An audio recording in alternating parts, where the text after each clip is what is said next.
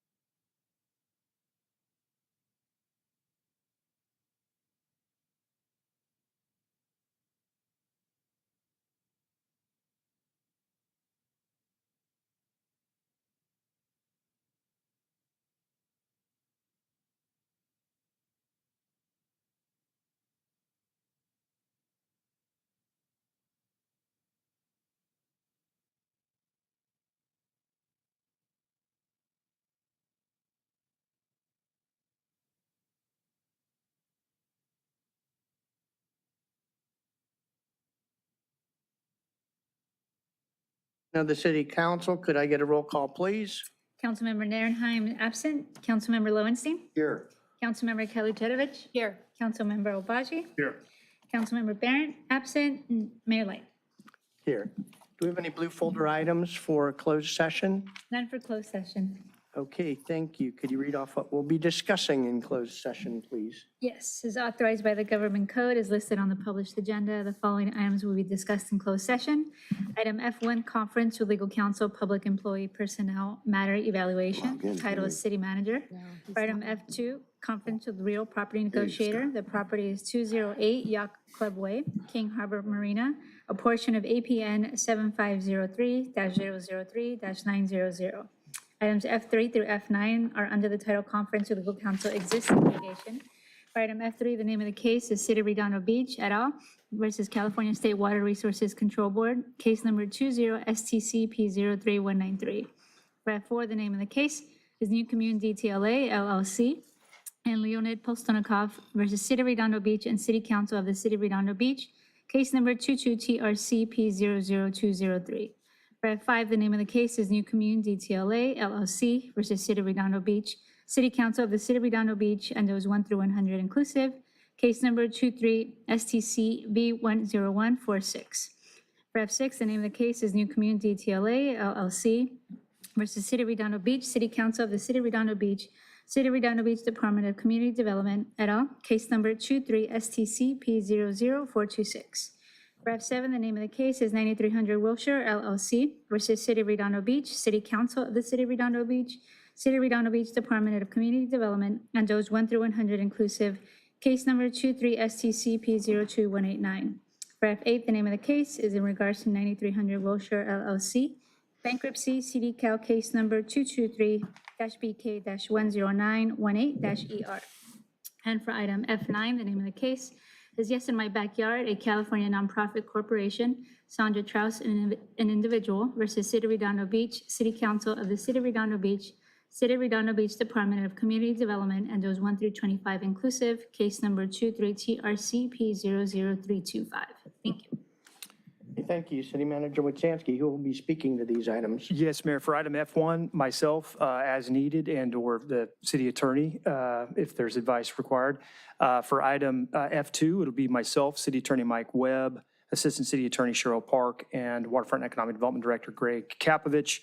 For items F3 through F9, we will be joined by John Wellner and Abby O'Brien, outside legal counsel. Okay, thank you. And I forgot item E, public communications on closed session items and non-agenda items. There's nobody in the audience. Is anyone online? We do not have anyone on Zoom, and there are no e-comments for closed session. Okay, with that, I'll take a motion to recess to the closed session. So moved. Second. All for it? Aye. Okay, thank you. We will be back on or about 6 o'clock to report out on closed session and to start the open session. Thank you.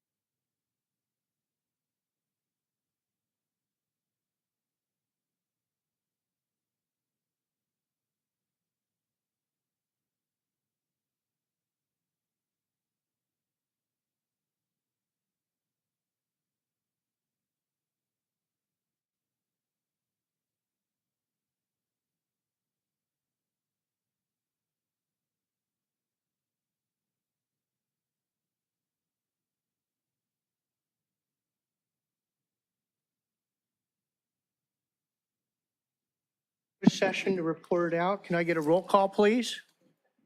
Councilmember Nierenheim. Here. Councilmember Lowenstein. Here. Councilmember Kalujetovic. Here. Councilmember Obaji. Here. Councilmember Barrett. Here. And Mayor Light. Here. Okay, anything to report out of closed session? Not this evening, Mayor. Okay, thank you. Nothing we have to read. So with that, I'll entertain a motion to adjourn from closed session and reconvene to open session. So moved. Second. All for? Aye. Anybody opposed? Okay. Could I get a roll call, please? Councilmember Nierenheim. Here. Councilmember Lowenstein. Here. Councilmember Kalujetovic. Here. Councilmember Obaji. Here. Councilmember Barrett. Here. Mayor Light. Here. Okay, if we have any veterans or active duty military in the audience, please stand to be recognized for your service. Anybody? I'll stand up. One. Okay, let's see. Let us all stand for the salute to the flag and remain standing for a moment of silence afterwards. I'd like to call up Eve, who will lead us in the Pledge of Allegiance. Eve, the floor is all yours. Good evening. My name is Eve. I am a 7th grader at St. James Catholic School. My favorite subjects in school are literature and religion. I love going to the beach and spending time with my family and friends in Redondo Beach. Please put your hand over your heart and join me in the Pledge of Allegiance. Ready, begin. I pledge allegiance to the flag of the United States of America and to the republic for which it stands, one nation, under God, indivisible, with liberty and justice for all. Please remain standing for a moment of silent invocation.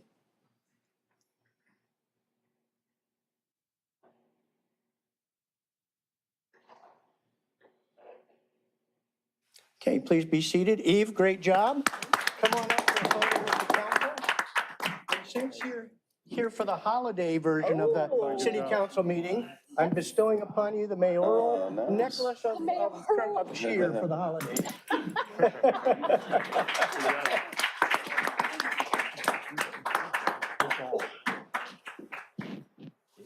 Oh, stay up here to get a picture with us. Come on up. What's an event without a photo?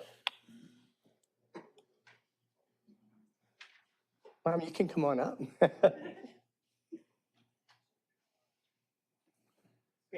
Okay, thank you.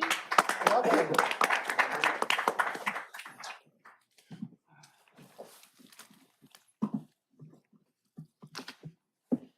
Okay, we have no presentations or proclamations, so any announcements from the council? Councilmember Nierenheim. Yeah, just a couple of them real quick. Had a great little community meeting in person this last weekend at Alta Vista. Same time, place, usual location, a good little showing, great diverse discussion on everything that's happening in the community. And having my online meeting tomorrow night, actually, at 6:30 to 8:30. It's on my Facebook page, website, all that stuff for registration, and you can go ahead and check that out to join up. All are welcome. And I just want to wish everyone a great happy holidays and a happy new year for, this is our last council meeting of 2024. So next time you will see us together as a group making decisions, it'll be 2025 for the proverbial see you next year business. But other than that, it's been a great year, and I want to thank everyone for their support all the way through, and city staff, of course, as well, for everything that we've done this year, accomplished. So it's been a big year. A lot's happened in the city, and thank you. That's it. Thank you. And now the deep bass version of Councilmember Lowenstein. Yeah, a little under the weather. Thank you. Just two brief things. One, there will be no District 2 community meeting in December. We usually take the month off. And the other thing I want to echo what Councilmember Nierenheim said. Merry Christmas, Happy Hanukkah, Happy Kwanzaa, whatever you celebrate or don't celebrate. Wish you, you and your family a safe and healthy, happy holiday season and a happy new year. And we'll see you in the new year. So thank you. Thank you. Councilmember Kalujetovic. Yes, I wanted to say thank you to our entire city staff and also public safety. There's been so many examples just this week of us going above and beyond. We had a fire chief come by to a resident who was in need, spending extra time. There's just so many examples that City of Redondo Beach goes above and beyond. Our homeless navigators, police, and fire working together for other residents. And I'm happy to report that our youth-led Pledge of Allegiance made a holiday card this year. I think that's an accomplishment for the city. Happy holidays to all. That's it. Thank you. Thank you. Councilmember Obaji. I wanted to say happy holidays, everybody, and also thank you to our police department and our fire department for taking Santa around the entire city of Redondo Beach. I get text messages from parents asking when Santa's going to come down people's street. And here's a tip for everybody who's still waiting for Santa to come to their neighborhood, is you can take a look at the map. It's online at redondo.org of where Santa's going. But you got a little kid, the kid's got to go to bed by like 8 p.m., right? And he can't wait around till 10 p.m. because they're out there with Santa till 10 p.m. So look at the map, go backwards on where Santa's walking. You don't need to meet Santa right outside your home, but you can go up a little bit on Santa's path and get there so you can see Santa early, take a photo, and then get your kid down to bed on time. So happy holidays, everybody. Thank you. Councilmember Barrett. Thank you, Mayor. I agree with everything that's already been said. And likewise for me, happy holidays to everyone. And for staff, a special thanks, and hope they get time to enjoy their family over the holidays and then come back and hit it hard in the new year. Let's see, with that, I'd like to, does anybody have anything they'd like to change in the order of the agenda? Councilmember Barrett. I would, Mayor, I'd like to propose that we move P3 in front of P2. Okay, I'll second that. we have a motion and a second, all for it? Aye. Aye. Anybody opposed? What's P3 again? It's moving Evaluation. Oh, in front of P2? in front of your item. Sure. Okay, so it's unanimous.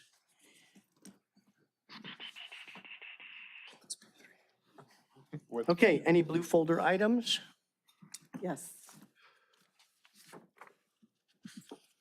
Okay, so for H18, legal service agreement with Crowell and Morning LLP, title revision, administrative report, engagement letter for legal services.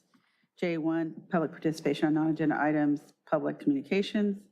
And 1, discussion possible action related to the draft cannabis regulatory ordinance update Exhibit A to ordinance number 3240-22 and updated buffer map. That's it. Thank you. Okay, thank you. Can I get a motion to receive and file the blue folder items? Motion to receive and file blue folder items. Second.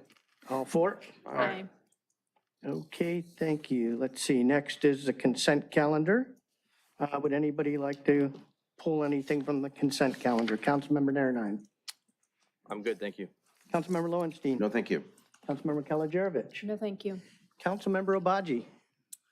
No, thank you, but I did want to say thank you to staff for acting quickly on SCE approving the expansion of the North Redondo Beach Bike Path and moving forward with requesting bids for that project. Councilmember Barrett? Okay, and I have nothing. So can I get a motion to approve all consent calendar items? So moved. Second. We have a motion and a second before we vote. Any member of the audience wish to address the council on any of the items under number H? Anybody online? I have none. Okay, I will call the vote then. All for? Aye. All against? Okay, that's unanimous. Okay, I have 2 items to read.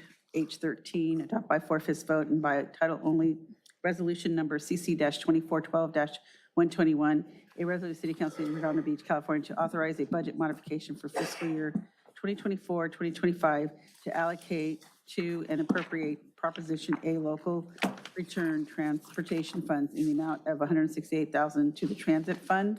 And then we have item H20, adopt by title only, resolution number CC-2412-122, a resolution of City Council City of Redondo Beach, California, updating the pay and benefits plan for management and confidential employees. Thank you. Okay, thank you. Let's see, where are we on the?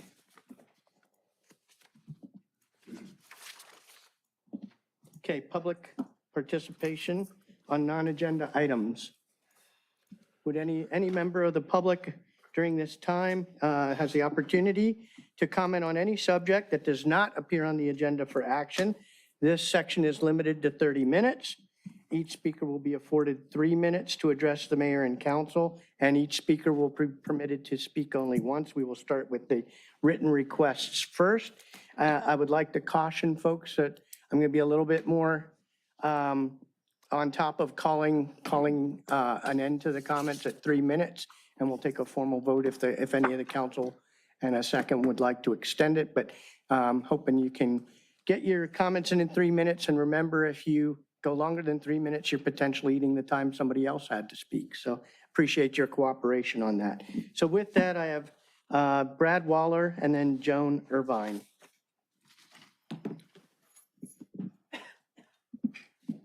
Good evening, Mayor, council members, and fellow residents. My name is Brad Waller, and I am a 38-year resident of District 1 in Redondo Beach, and I have been a business owner in Riviera Village since 1999. Over the past 2 decades, I've served our community in leadership roles, including president of the Redondo Beach Unified School Board and SoCal Rock Board of Education. During that time, I helped to deliver balanced budgets, modernized infrastructure, and revitalized underutilized spaces, such as turning Nob Hill into a valuable income-generating property for our district. I'm running for city council because I believe Redondo Beach is at a pivotal moment. We need thoughtful, collaborative leadership to address challenges like traffic, infrastructure, budget, and sustainable growth while preserving the character of our neighborhoods. Thank you for your time, and I look forward to serving our community. Thank you. Joan Irvine, and then Andre LaRue. Joan Irvine, District 1. I am running for mayor. The mayor's not here, city council, city staff, and the people who are here. You know, one of the reasons I'm running is, Redondo Beach, I love it, but it is known for not getting things done and bringing back agenda items time and time again. This wastes staff time and our tax dollars. Redondo is also known for not being business friendly, which has put us into a bad financial situation. And this is one of the reasons why there's been so many bond measures during the November election. Plus, we were told that if CenterCal didn't happen, there would be no new taxes or bonds. Obviously, this did not happen. When Redondo issued the RFQ for the waterfront development over a decade ago, I asked a developer friend why he wasn't responding. He said, "Why would I try to work with Redondo? They have a reputation of screwing things up over and over again." And he said, if Redondo did it again, no decent developer would come to Redondo, which of course has hurt me. But, I can go on and on. We ended up with having, Leo and AES and the waterfront.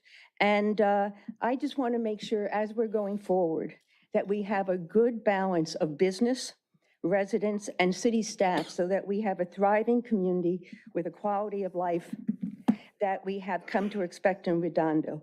So let's move forward to a thriving future and not get stuck in the past. And I want to use an expression that you used at your meeting, Niels. You said that, you hear about first world problems and third world problems. Well, we have beach world problems, and isn't that lovely? So thank you, and Merry Christmas, Happy New Year, Happy Holidays to everybody. Thank you. Andre LaRue, and then that's our last card, so we'll open up to the general public then.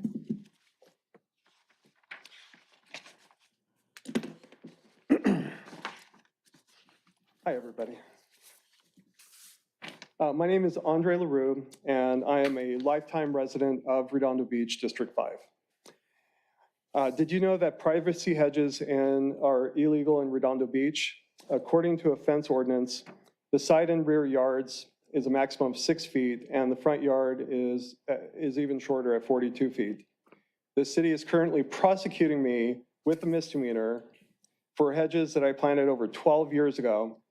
These are healthy, well-maintained.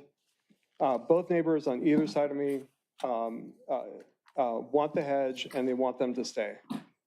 This law is on the books, but it's dormant and never enforced until there's a disgruntled neighbor who reports you. After doing some research, I've discovered that 30% of properties in Redondo Beach are estimated to be affected by this ordinance. Massive enforcement of this ordinance can cause the city of Redondo Beach to lose 30% of their mature trees. Not great for a Tree City recipient. I've been trying to reach the city and there's been zero response from anyone. The only response I received from the city is heavy prosecution from your legal department against my trees that I planted 12 years ago. Prior to planting my trees, I contacted the city's planning department and they stated that there was no issue with my plan. These are very well-established, mature, low-water, well-maintained trees, which all directly affected neighbors want to keep. These are my trees. You've probably seen this. There have been zero private properties in violation of this in the last 5 years. I'm the only private resident being prosecuted for this unenforced law. This was discovered through public record search and proves that this is unenforced or not being enforced. Selective enforcement of this law allows for biases in policing and leading to potential abuse of power and corruption. This contributes to a breakdown in trust between law enforcement and communities, undermining public safety. This practice threatens the equitable treatment of all individuals under the law. As you know, many Redondo Beach residents have similar trees, and they have similar trees just like this one. This is a good example of trees that are similar to mine, and this is one of your properties. So currently I've got a petition with 243 signatures on the petition. And if you want to see it, go to greenredondo.com. I really encourage us to change these laws. You guys have the power to change these laws. Thank And you. you guys are Yeah, not your time is up, responding. sir. Thank you. I understand. I am very Okay. frustrated. We guys- understand that. Your time is up. Thank you. I know. You guys are trying to Anyone imprison else me would by like to 6 address months. the city council? 6 months. Not fair.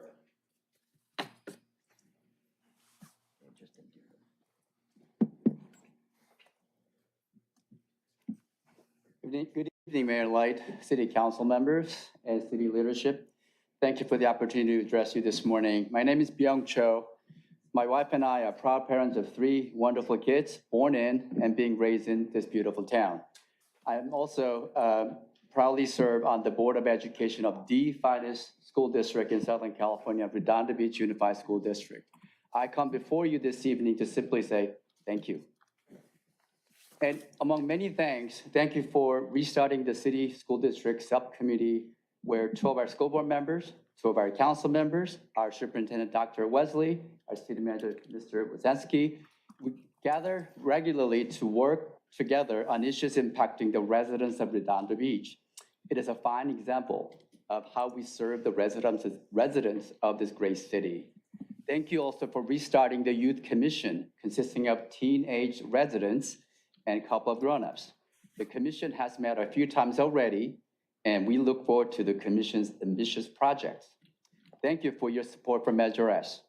It passed with overwhelming support of our residents at 68%, and your support, of course, and we are grateful. The school board has met and discussed how best we move forward with the great responsibility. Thank you for promoting kindness and gratitude for all. It is wonderful to live in and raise our children in a supportive community that supports education for all in such kind ways. We're grateful. I'd like to share something with you. I was in attendance yesterday at a fire science pathway presentation. We had 3 speakers, Chief Yang, Captain Dustin, and firefighter Megan. They shared their own experiences, how they became into the service. What Chief Yang shared really stood out. The room was full with 60 students in all 4 grades. He said, who here has gone to gym and do your reps? Kindness is the same way. You do the kindness reps and you become more kind, and it will become your own nature. That's what we do. We try to make everybody's life a little bit better. It's a career of service. Thank you for your service to this town. We're grateful and appreciative of your dedicated and committed service. Thank you for leading in Redondo way. On behalf of my family, I wish you a happy, and healthy holiday season and the brightest new year. And everybody in this room and anyone who may be joining us online. So thank you. Thank you, and thanks for your service on the school board. Appreciate it. Anyone else wish to address the council on non-agenda items? Okay, anybody online? No e-comments for the record. Thank you. Okay, thank you. Okay, so let's see, no public hearings tonight, no continued items from previous agendas. So we're jumping into items for discussion before action, prior to action. And the first one is the cannabis regulatory ordinances. Elizabeth, you got the floor. We can't see your presentation though, unfortunately. We'll have to look behind us so we're not being rude. Okay. All right, well, good evening, Mayor and City Council. Thank you, it just Madam came in. Clerk. Is it working? I'm sorry? No, it's the legislate's not working. Yeah. Platform. They're having problems. Like this for years. Shocker. No patient. I can't hear you. Okay. Ready? Sorry, folks, we're having technical difficulties. Our computers aren't doing what they're supposed to do right now, so we're having to go back to raising hands and all that kind of stuff. Sorry, Elizabeth, go No, ahead. it's okay. Past the Christmas tree. Yeah. Well, good evening, Mayor and City Council. Tonight for discussion are the draft cannabis regulatory ordinances in their entirety. As you know, we have been working on our cannabis retail program here in Redondo Beach for some time. And I just wanted to share just a very high-level look back on our efforts to date. We began exploring the possibility of permitting cannabis business operators in the city in 2018 when the Cannabis Steering Committee was established. In 2021, the recommendations were shared with the council, and from there, the ordinances were prepared and presented to the Planning Commission and then to the City Council. In 2021, in our regulatory ordinances were then worked on, presented to Commission and Council. Our regulatory ordinances were then adopted in September of 2022. In March of 2023, voters approved Measure CT, which allowed the city to tax cannabis operators. And then the launching point for our conversation tonight began a year ago in December, when staff identified some issues and discrepancies within the ordinances. And so we began the work to refine them and ensure that they were reflective of council's direction for the cannabis retail permitting process. So just a quick review of the city's regulatory ordinances. Ordinance number 3241-22 and 3235-22 amend the municipal code to allow for commercial cannabis activities in Redondo Beach. The reason there are two of them is because they apply to two different areas of the city. One is for the coastal zones, the other is for inland. They are identical in content, and they provide definitions as well as zoning requirements for the operation of cannabis businesses within the city. The other ordinance is ordinance number 3240-22, and that regulates commercial cannabis activities in Redondo Beach. And it provides things like operating standards, application procedures, and it also sets the tax rate. So the agenda packet included red line versions of these ordinances, and it also included an updated buffer map for you. Since we published the agenda last week, we found a couple of minor changes that needed updating. The first is the buffer map. We needed to include coastal commercial zone information in there, since cannabis business operations are prohibited in that zone. We also needed to include a new preschool. We identified a new licensed preschool that was located along Aviation, and so that was included as well. So that updated buffer map was included as a blue folder today. There's also some formatting issues when I converted the scoring criteria matrix from Excel to a Word document. So some of the criteria landed in the wrong sections. So I went ahead and cleaned that up for you. That was included in the blue folder as well. So those were the two items you saw in the blue folder tonight. So, with that, I want to go ahead, and the first thing we need to do tonight is receive some feedback from council on certain sections of the regulatory ordinances that still requires some final direction. And if it's okay with you, Mayor Light, I'll go ahead and present these items one by one, and then we'll open them to council for discussion after each item. So the first one is that needs additional direction from council is the sales tax rate. At the May 14, 2024 council meeting, council had decided to set the tax rate at 3%.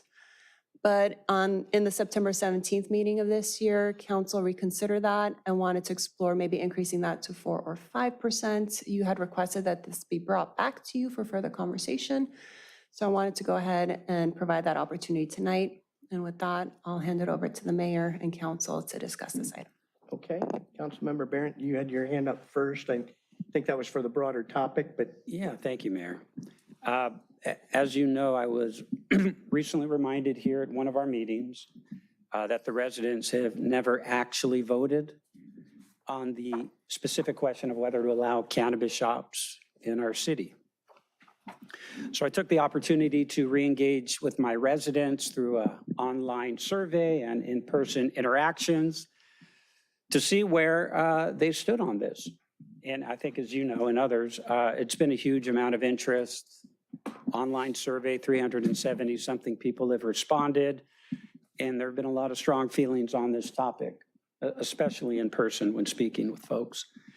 And it's true, there is some percentage of people who are in favor of storefront cannabis all in our community.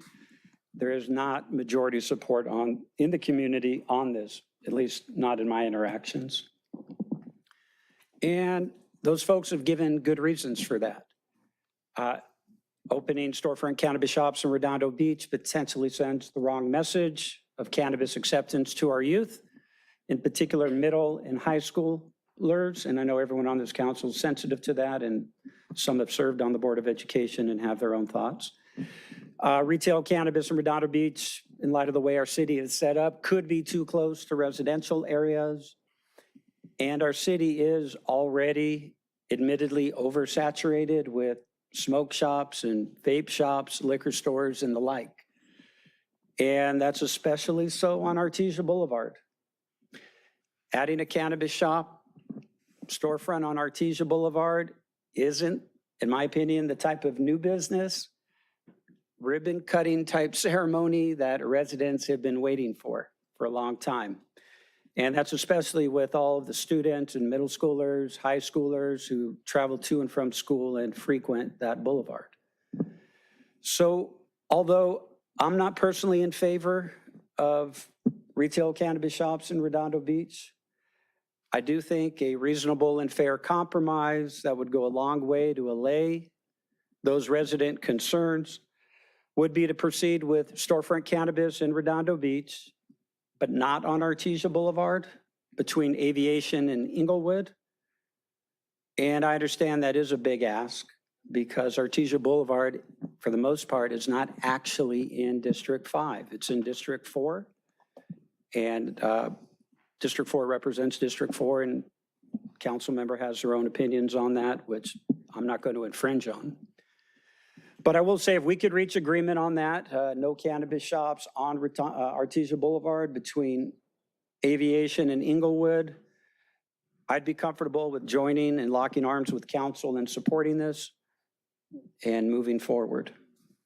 So that's all I wanted to say. Thank you for giving me an opportunity to speak. thank you. Anyone else wish to address either Councilmember Barrett or the setting of the rate? Yeah. Go ahead, Councilmember Lowenstein. So thanks, Scott, for your comments. And I'm glad that you've actually said that how you feel about this, rather than outsourcing this to a survey, because I assume in school you've had statistics. I've had multiple statistic classes. I've had marketing research classes. I've participated in focus groups. An online survey is probably one of the worst ways you can gauge public opinion. No one would probably say that this is a statistically relevant study. I think if you have a particular opinion on not having cannabis shops, that's fine. That's perfectly fine. But I don't want to use an online survey that people can manipulate by various ways, being on their phone, being on their desktop, being in different IP addresses, as a way of measuring and gauging voter appetite and resident appetite for this type of retail establishment. So if you feel that way, great, say it, that's fine.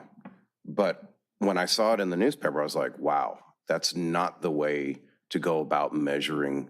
We don't, in this city, other than getting elected and having bond measures and charter amendments, we don't set policy based on online polling. And I think it does a disservice to measure public opinion by saying people don't want this. When you say half the people, more than half people don't want it, I would never rely on a poll like that. And I don't do those type of polls.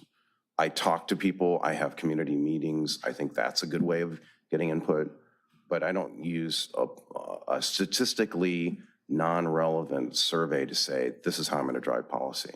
This is how I'm gonna do policy. So I understand, again, you feel this way, great. But I think we're going into dangerous territory. Anybody that has done worked in marketing research or marketing knows that's the wrong way to go about this. So, thank you. Do you have any feelings on the compromise you proposed? That's a good question. It's a very big ask. It's also not my district, so I'm I'm more reluctant to actually go that route. I know that area very well. I used to live in that area. And if it's done right, I was just in another state that has retail establishments. Some were not done well, some were done really well. I can see that from the outside. So it really depends on the type of business that we permit, whether or not we should allow it or not a blanket no or blanket yes. So I would probably defer to the council member that actually represents that area. And if they wanted it and looked at it, then I would seriously consider it. But I don't want to just say no to something like that. I don't think it's the right thing to do. Councilmember Baji? All right, can you share 3A, please? And I'll say this, I think Councilmember Barrett is being true to his district, his constituents, and what's being said to him, and that's consistent with his viewpoint from as far as he's articulated it out here. And I think that's totally fair, and I disagree with him, but respectfully so. So the issue as this concerns District 4 is you see the spots over there where you can actually have cannabis on Artesia Boulevard. There's only a few, right? It's over there by the Great Room and the car wash, and then it's right here near the Sandbox, but the Sandbox is ineligible. These are very old buildings. What we know about the Artesia Aviation Corridor area is that they have surplus parking. The street, on average, has only 60% of the street parking occupied. That's 40% unoccupied. Now, the alternative, if you prohibit it on Artesia, as you just described, Councilmember Barrett, is you're gonna push it to Aviation or the Galleria in North Redondo.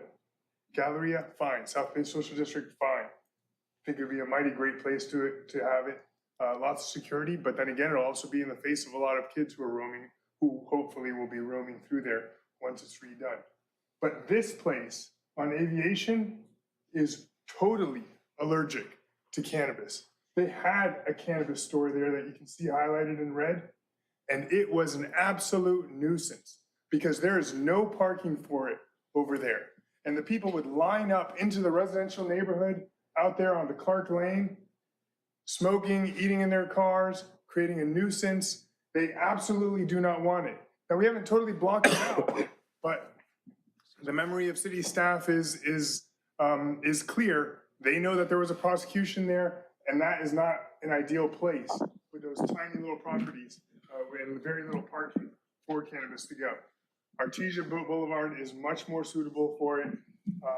And the Galleria, reasonable minds could disagree as to whether that's better or worse, but just fine from a security standpoint. So I'm not interested in the compromise because it would push it into a place that is even less desired in District 4. Moreover, we have already compromised and tried to accommodate District 5, if you recall, by blocking off this area around Dale Page where the Brazilian Market and Cafe is right up there, ensuring that no cannabis goes there, thereby further limiting places in North Redondo where our North Redondo shop could go. Could I ask you a quick question? Sure. In the upper corner there, north of Manhattan Beach Boulevard, next to Inglewood, that could be a more appropriate place. It's away from residential. It's commercial. There's parking. It's near the freeway. It's adjacent to other cities, which would open up the shop to revenue from other cities.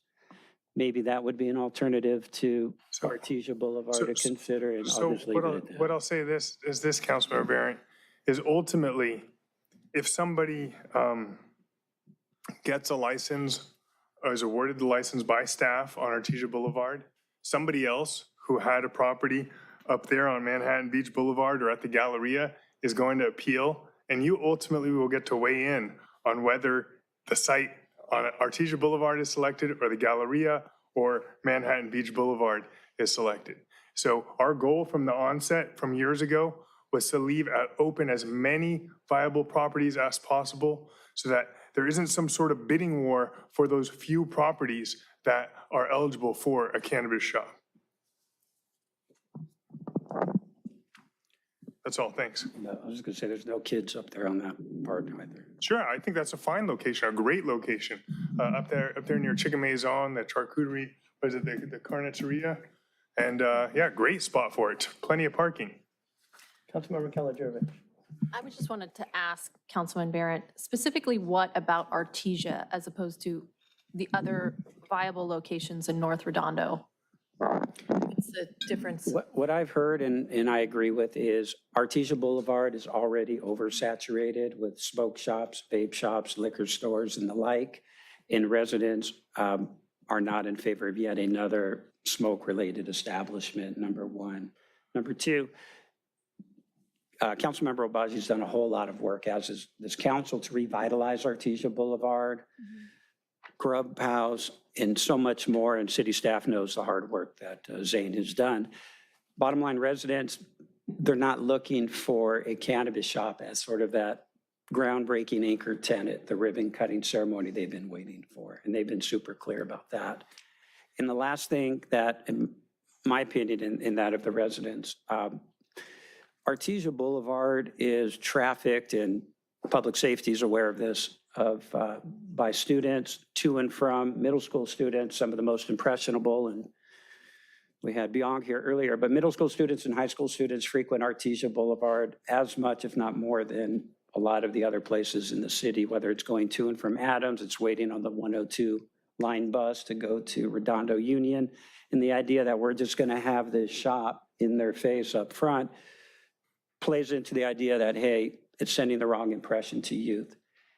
And so my point was, there's other places for this, less controversial, but ultimately it's, District 4's got a voice, but yeah, thanks for asking. Yeah, and I think all of those are important points. We live in a generally residential city. And I think, even on 190th, across the street from Starbucks, kids are always going there. So I don't think there's a spot that is not going to be tangible to students. And as we talk to residents, I think, if you're going to ask somebody, would you want it on Artesia? It's a very pointed question, as opposed to like, would you want it, on 190th? Did all of those options come up in the discussion? So I thank you for the discussion, and I think these are really important because we do want to make it so that we're generally in consensus. I want everybody to feel good about the decisions we're making. So I welcome the discussion, but I think all the points that you make can also be pointed towards other areas of the city. Yeah, well, thanks for asking. And just quickly, I know Councilmember Lowenstein was curious about the survey, and I invite you to take it. But in all seriousness, these aren't bots. These are real people, names attached, people you know, I know, and we all know. And and that's in addition to the in-person outreach. And I know you appreciate that, so thank you as well.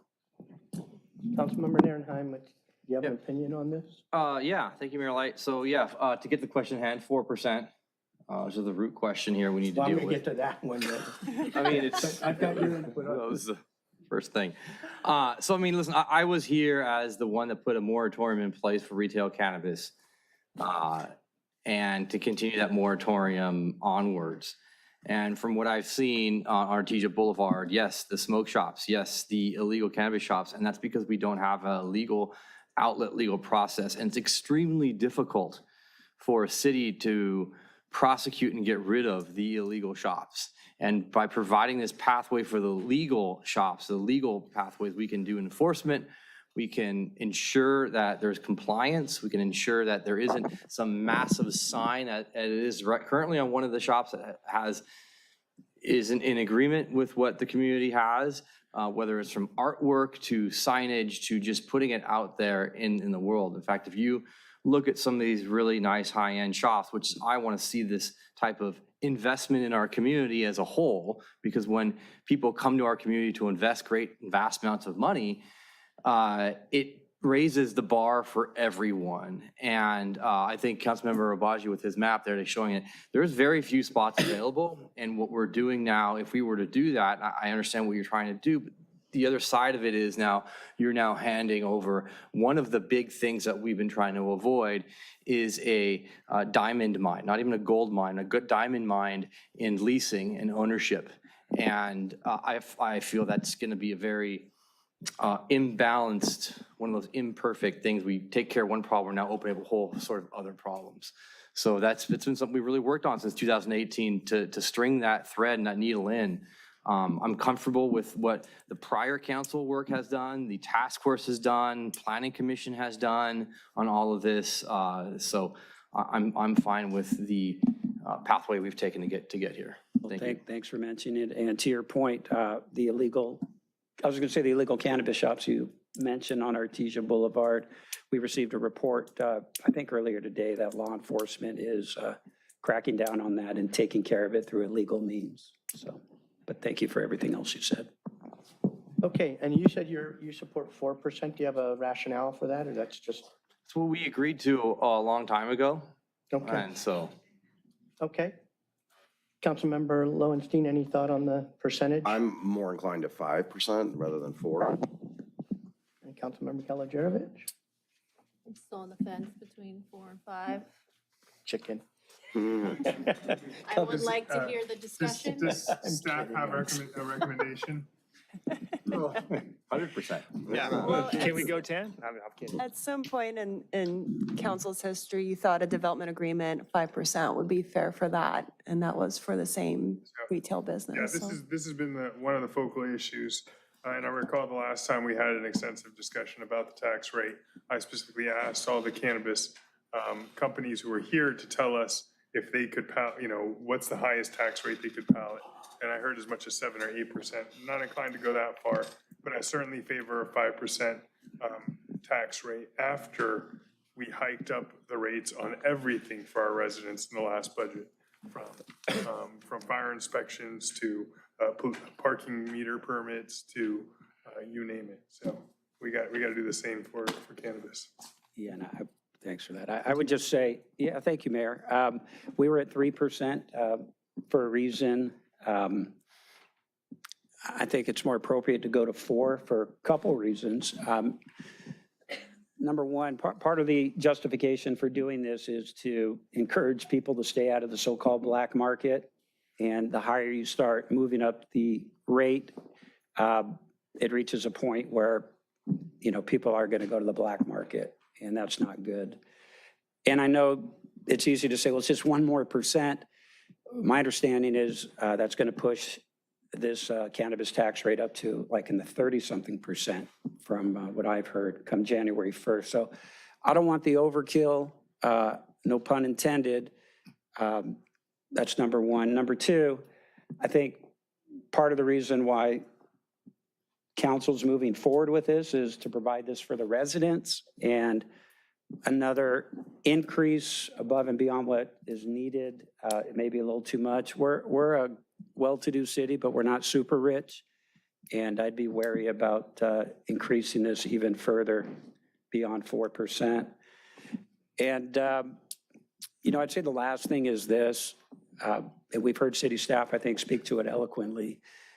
The goal here from a financial perspective is to be a competitive market, to be an attractive market for cannabis, for those who are in favor of moving forward on this. And by having a 4% rate, that's probably pretty attractive. That will generate more customers legally and ultimately probably generate more revenue. And the city could always raise it to 5% later if it's locked in or higher. So all said, bottom line, I'm in favor of 4%. I think it's a reasonable compromise between 3 and 5, and that's all I have to say. Might be. Councilmember Obaji. Might be, I'm counting, I see 4%, 4%, 5%, 5%, and a 4.5 here maybe. So might we all just meet in the middle, get a 5-0 vote on 4.5? Deal maker. Sure. Yeah, That way, Councilmember Barrett gets something. I'm all about a fair and reasonable compromise. All right, sounds good. Where are you at, Councilmember Kalijovich? Still on the fence? I will agree to a compromise. Okay. Okay, you want to move on to the next? 4 On to the next item. Mhm. So just for clarity, We'll make was that it? an emotion at the end. Okay. Yeah, before the city attorney I think pops my on a call. takeaway there was 4.5%, but. Yeah. Now, one motion, but we'll, not that we're coming to conclusions, we're Or gathering voting the on anything temperature. before public comment, yes. So, Madam Clerk, would you share my screen again, please? So that was the first item. The second item that we wanted to collect council feedback on was an item that we haven't discussed here yet. So I want to bring to your attention and give you the opportunity to consider it, was in the original ordinance, we allowed for a transfer or change in ownership of the business after 3 years of being there. So really, staff just wants to make sure council is still okay with that. If so, I went ahead and expanded that section so that if we do allow it, the new owner would essentially have to go through the same process as a new permittee. But if you're not comfortable with changing owners and don't want to go through that, we can go ahead and amend that section so that whoever gets the permit isn't allowed to transfer ownership to anyone else. They just have to forfeit their permit, and the council can go ahead and reopen the request for proposals to fill that space again. So with that, I'll hand it over to council. Okay, thank you. So my recollection from having come into this just in February was that the council was concerned about someone getting, basically entitlements and then selling it off, and wanted to make sure that the people submitting the application was the people that, they're committing to it, and that, they'd be there for a foreseeable future. So that's my recollection of it. I don't get a vote here. Anybody want to start off this one?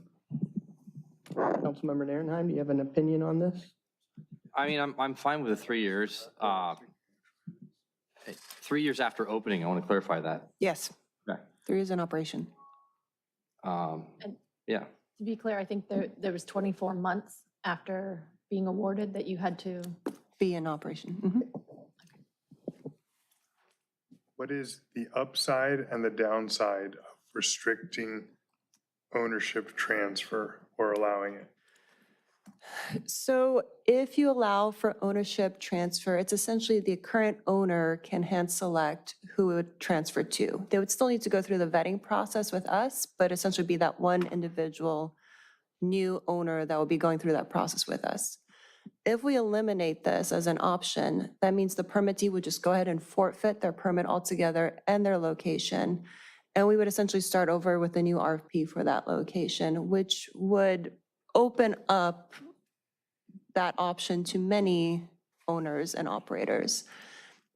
So in one case, you have one option and you go through, put them through the process, and the other route, you have multiple folks who might be applying for the permit. In the draft that we currently have in the red lines, what's the city's discretion to deny a new owner? Let me pull that up. Is it like, we shall not unreasonably withhold approval of the person, or we have complete discretion to deny?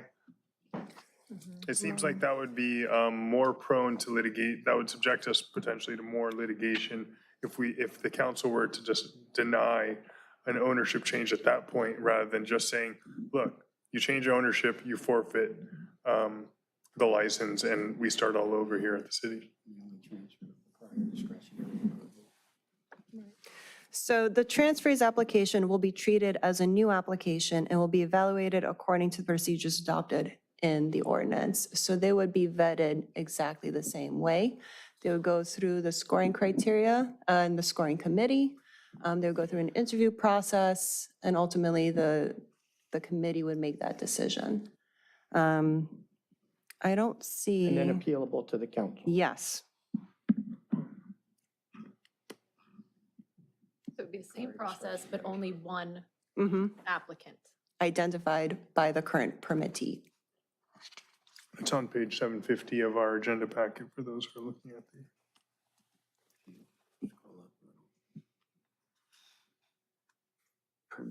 Anything else, Councilmember Obaji? Are you leaning one way or another? I'm not leaning, but maybe out of simplicity, no transfer.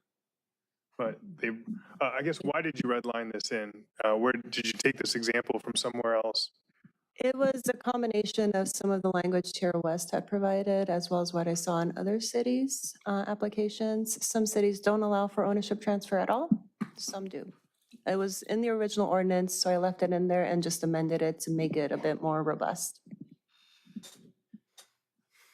Would we have more, or would we have less legal liability if we put in some minimum criteria, like they had to score a certain, I mean, because there's only one applicant, so you're not scoring it against anyone else. So is there, a minimum?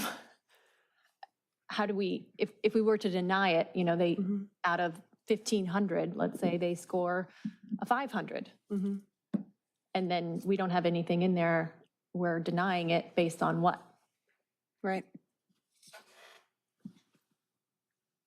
And on the flip side, if we are not allowing transfer of ownership, there is the downtime of going through the whole process with multiple applicants and having someone to start up within 24 months before they are operational. But arguably now you've just beefed up the value of that one business that's operating for the exiting owner. Right. I think the council has A voice from above. described the pros and cons well. There is more legal liability if you have a more vague pass-fail with no one else involved, and they don't have any sort of property right when they don't have a right to transfer ownership. I think the downside is if an underperforming business is going to stay in and go through the throes of slowly dying, that probably won't be a well-run business, and they have more of a lifeline if they have the benefit, but the council certainly has less control if you give the ability to transfer ownership. We've certainly seen in some of the city leaseholds what happens when we don't get much say who's moving in. Just allow it to transfer and we have a say. I mean, to that point of. So you support what the language is written? Yeah, after opening up, we don't want someone to. After 3 years? The biggest point here is we don't want someone to get a license and then try to sell the license Right. immediately. We want them to open it, move Operate. forward with it, operate. I mean, 3 years Because is a 3 good years amount is of good for time. you. It's a very stringent amount of time. Yeah. I'm the same. That's not currently one of the options.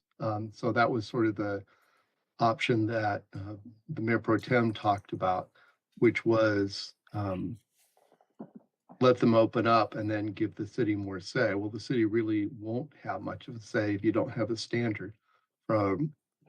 It's one thing to compare, pick the best of the applicants. It's another to have a pass-fail decision when you don't have a pass-fail standard. So you would need to, include language in there on what the standard is for denying it, because if you use shall reasonably deny, that doesn't give you much choice. So I just wanted to highlight that. Seeming compromise doesn't exist right now, and you'd have to spend more time in developing that standard. Councilmember Obaji. Can we light up 3A, please? So the red line states that such amendment may be obtained only if the transferee files an application with the permit administrator in accordance with the provisions of this chapter, as though the transferee were applying for an original commercial retail cannabis permit. So Mr. Webb, does that satisfy you that it's not a reasonableness standard, but essentially puts them through the whole rigmarole of the application 'cause all over again? His point is that in one you're comparing point scores, and this, you have to establish what's the pass fail. Oh, okay, got it. That's why, yeah, correct. Okay, all right, thank you for that. All right. I would lean, No easy path here. So if I could jump in, I guess I would lean towards not having an option to transfer, because if we were to have this option, we would have to specify with a very, we'd have to go down this rabbit hole and figure out what our minimum is. here's an idea, which is require the applicant to achieve at least as many points as the applicants who actually got approved by the city achieved during the prior round. Yeah. And it could be either one of them. Let's say one got 90 points, one got 91 points. Like, oh, this new applicant needs to get at least 90 points. Well, hold on. We're not approving a new location, right? So they're taking over the same location. So they get the same points for the location as the prior person. The only place where they may vary in points is in ownership background and those criteria that's specific Well, to the security and ownership. everything else, right? And the Yeah. only thing that they'd have the same is location. Well, the More than exterior that. probably won't change too much. The what? exterior and interior of the building won't change too much. Staff will likely stay on board. I mean, I'm just going through. Yeah, the security system will already be built. Maybe a simple objective criteria is they need to score at least as many points as their predecessor did, the person they're taking over for. Right, so if the other person is like, we had a $5 million business, so on and so forth, we were so successful in all these other cities, now this company comes along and needs to score better than them. Or at least the same amount. Right, or at least the same amount. What is that? Option. The only thing all things should have to be equal on the point system, then the only thing that's going to be different is the Owner. qualifications of the owner, Right, right? right. So how would you'd have to say it has to be a minimum of the same ownership points available. Well, everything else would be the same, so they'd fill out the application as required. Everything would be the same except the ownership, so. Well, not necessarily staffing, they could staff it differently. Right, I mean, there's. Obviously, the physical I like stuff, this compromise. That's just an objective kind of minimum, right? so what do you lean towards, Councilmember Narenheim? Keeping the wording the way we have it with 3 years after opening.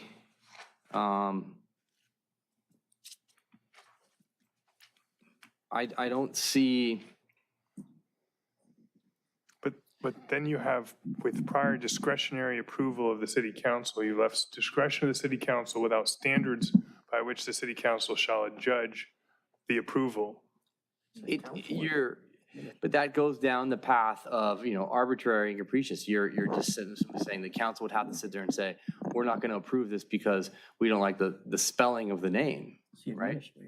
Versus leaving it open, it leaves the council to make a decision based upon the merits that they feel, which is what we need to be able to give them flexibility on. So it seems like we have, reading it as is, it seems like we're saying two things. One is, we're saying the council can approve it, but then under the subsequent, we say that the administrator is going to score them. Yeah, so the red line's not consistent with the black line. I missed that one. I apologize. I should have eliminated that sentence. Permittee may only transfer ownership, or not eliminated, but updated it to reflect that it's not the city council. That's from a previous version of it where the city council's making the final decision. So we'd have to harmonize that. Yeah, yeah.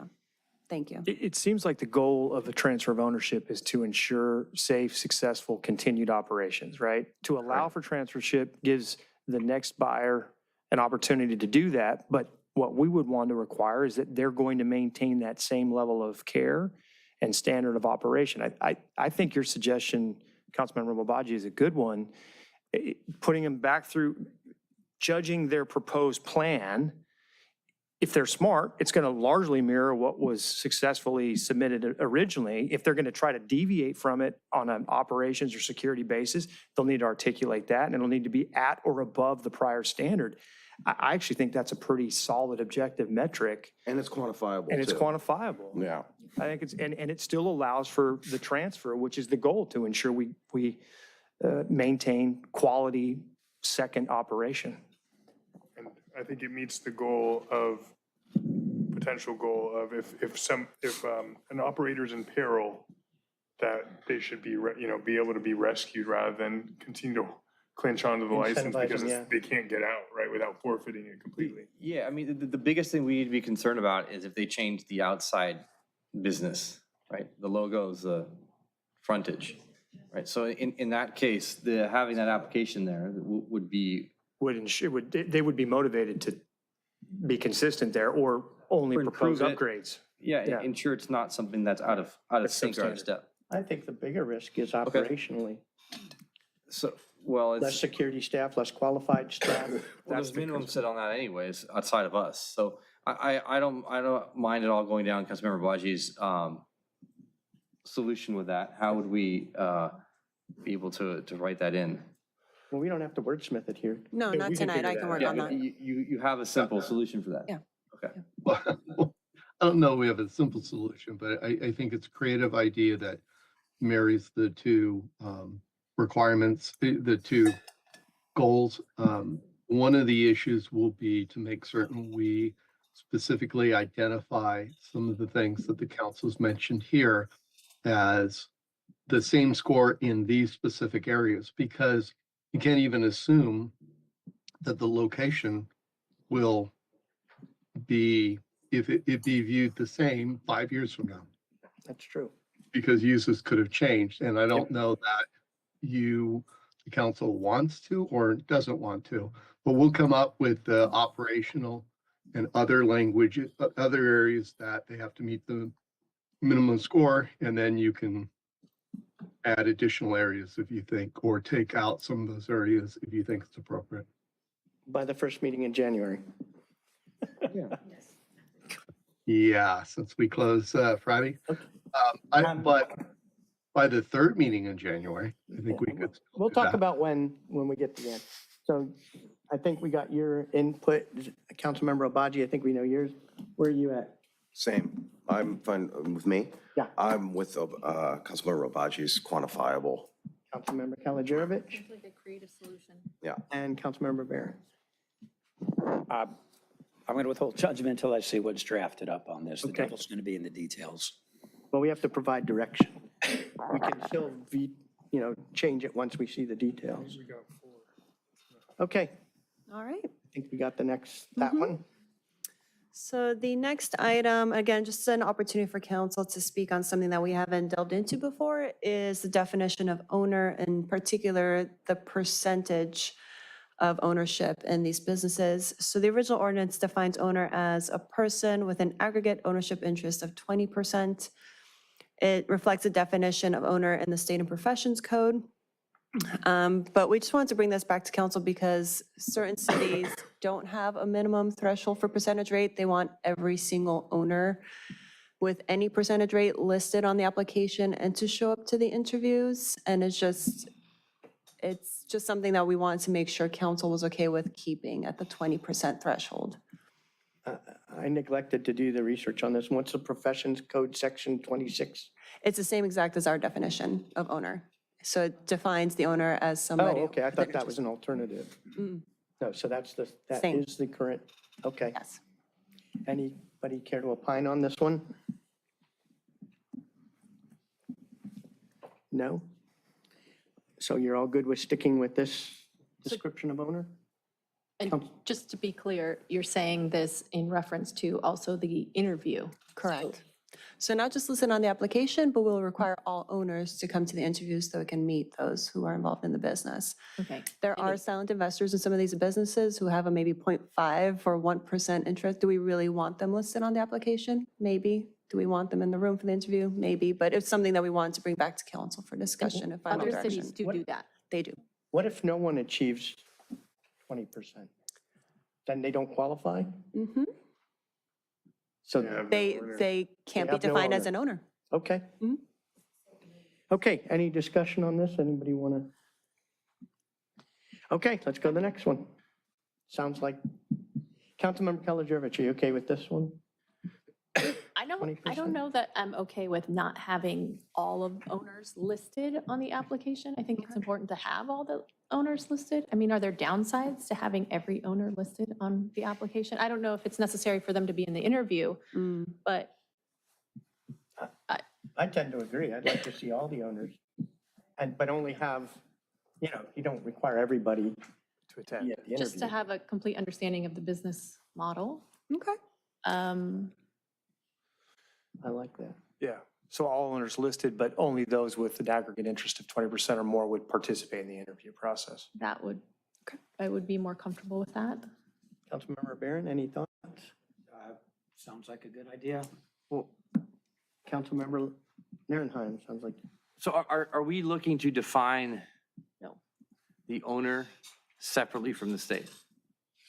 Yes, if we deviate from our current definition, we would be defining it differently than the state.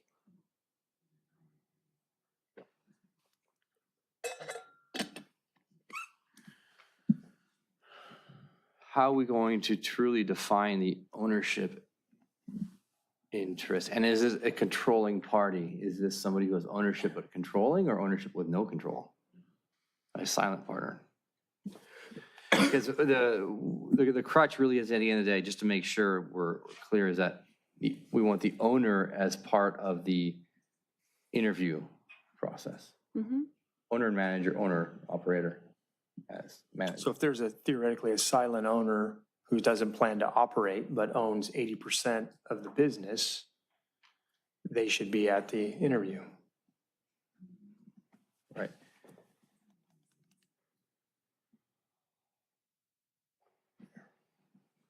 Let me ruminate on this a little bit, because the professions code, let me look up the professions code hey, section. while you're doing that, Councilmember Obaji? So if we could light up 3A again, please. This is page 800 of the agenda packet. The definition is a little more expansive of owner in the ordinance, it seems.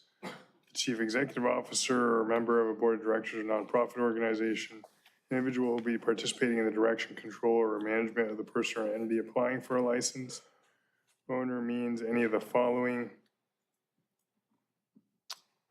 All persons identified as an owner on any permit, all persons identified or required to be identified. This seems like, and if no person under section, hold on, are these two different definitions of owner in the draft? No, so this is the original text, so it's all black. I think we're trying to capture percentage as well as folks who would be listed as a CEO. They should be considered an owner since they probably have a more hands-on role in the business. So just a bit more expansive to acknowledge that people may not be 20% ownership, but may have a bigger role in the company. And so we want to identify them as owners. Okay, so everything under 33 that's in this blue box is part of the definition of owner, right? Correct, yes. This seems pretty expansive. I think I'm good with what we have. I'm open to anything else you all want to do.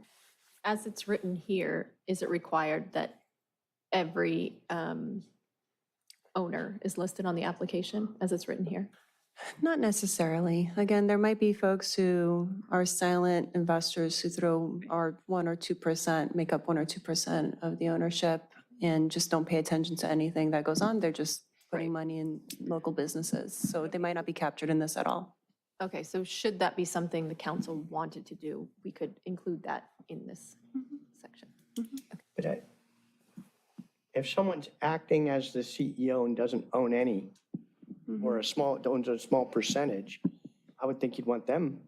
You want some of the operational staff at the Subsections. interview. Yeah, so that's there. Individuals will be participating in the Right. direction. Well, but control we're plan. talking about defining what level goes to which part. You know, everybody in the application and only 20% are over. In the interview, I do think even if The we go to CEO, 20% you or would over, probably want, operational staff should certainly be represented in the interview.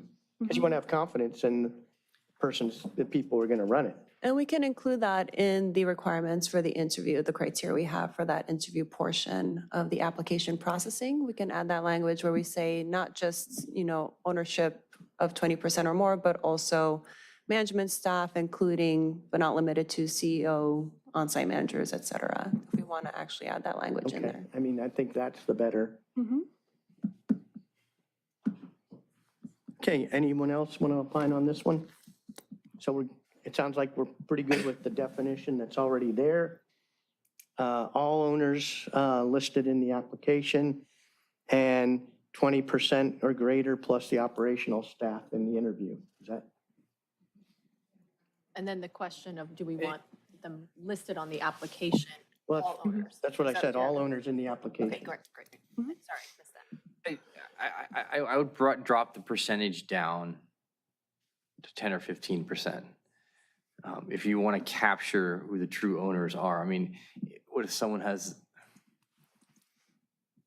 For the interview? for the interview, but yeah. Because all owners would be listed under. If you're going to what we're list, discussing now. are we that interested in a person that has an extremely minority stake and is not a controlling partner? What we're interested in is the controlling partner who has a majority stake or a large percentage, right? And the person who's operating it. And person, that's for the interview, right?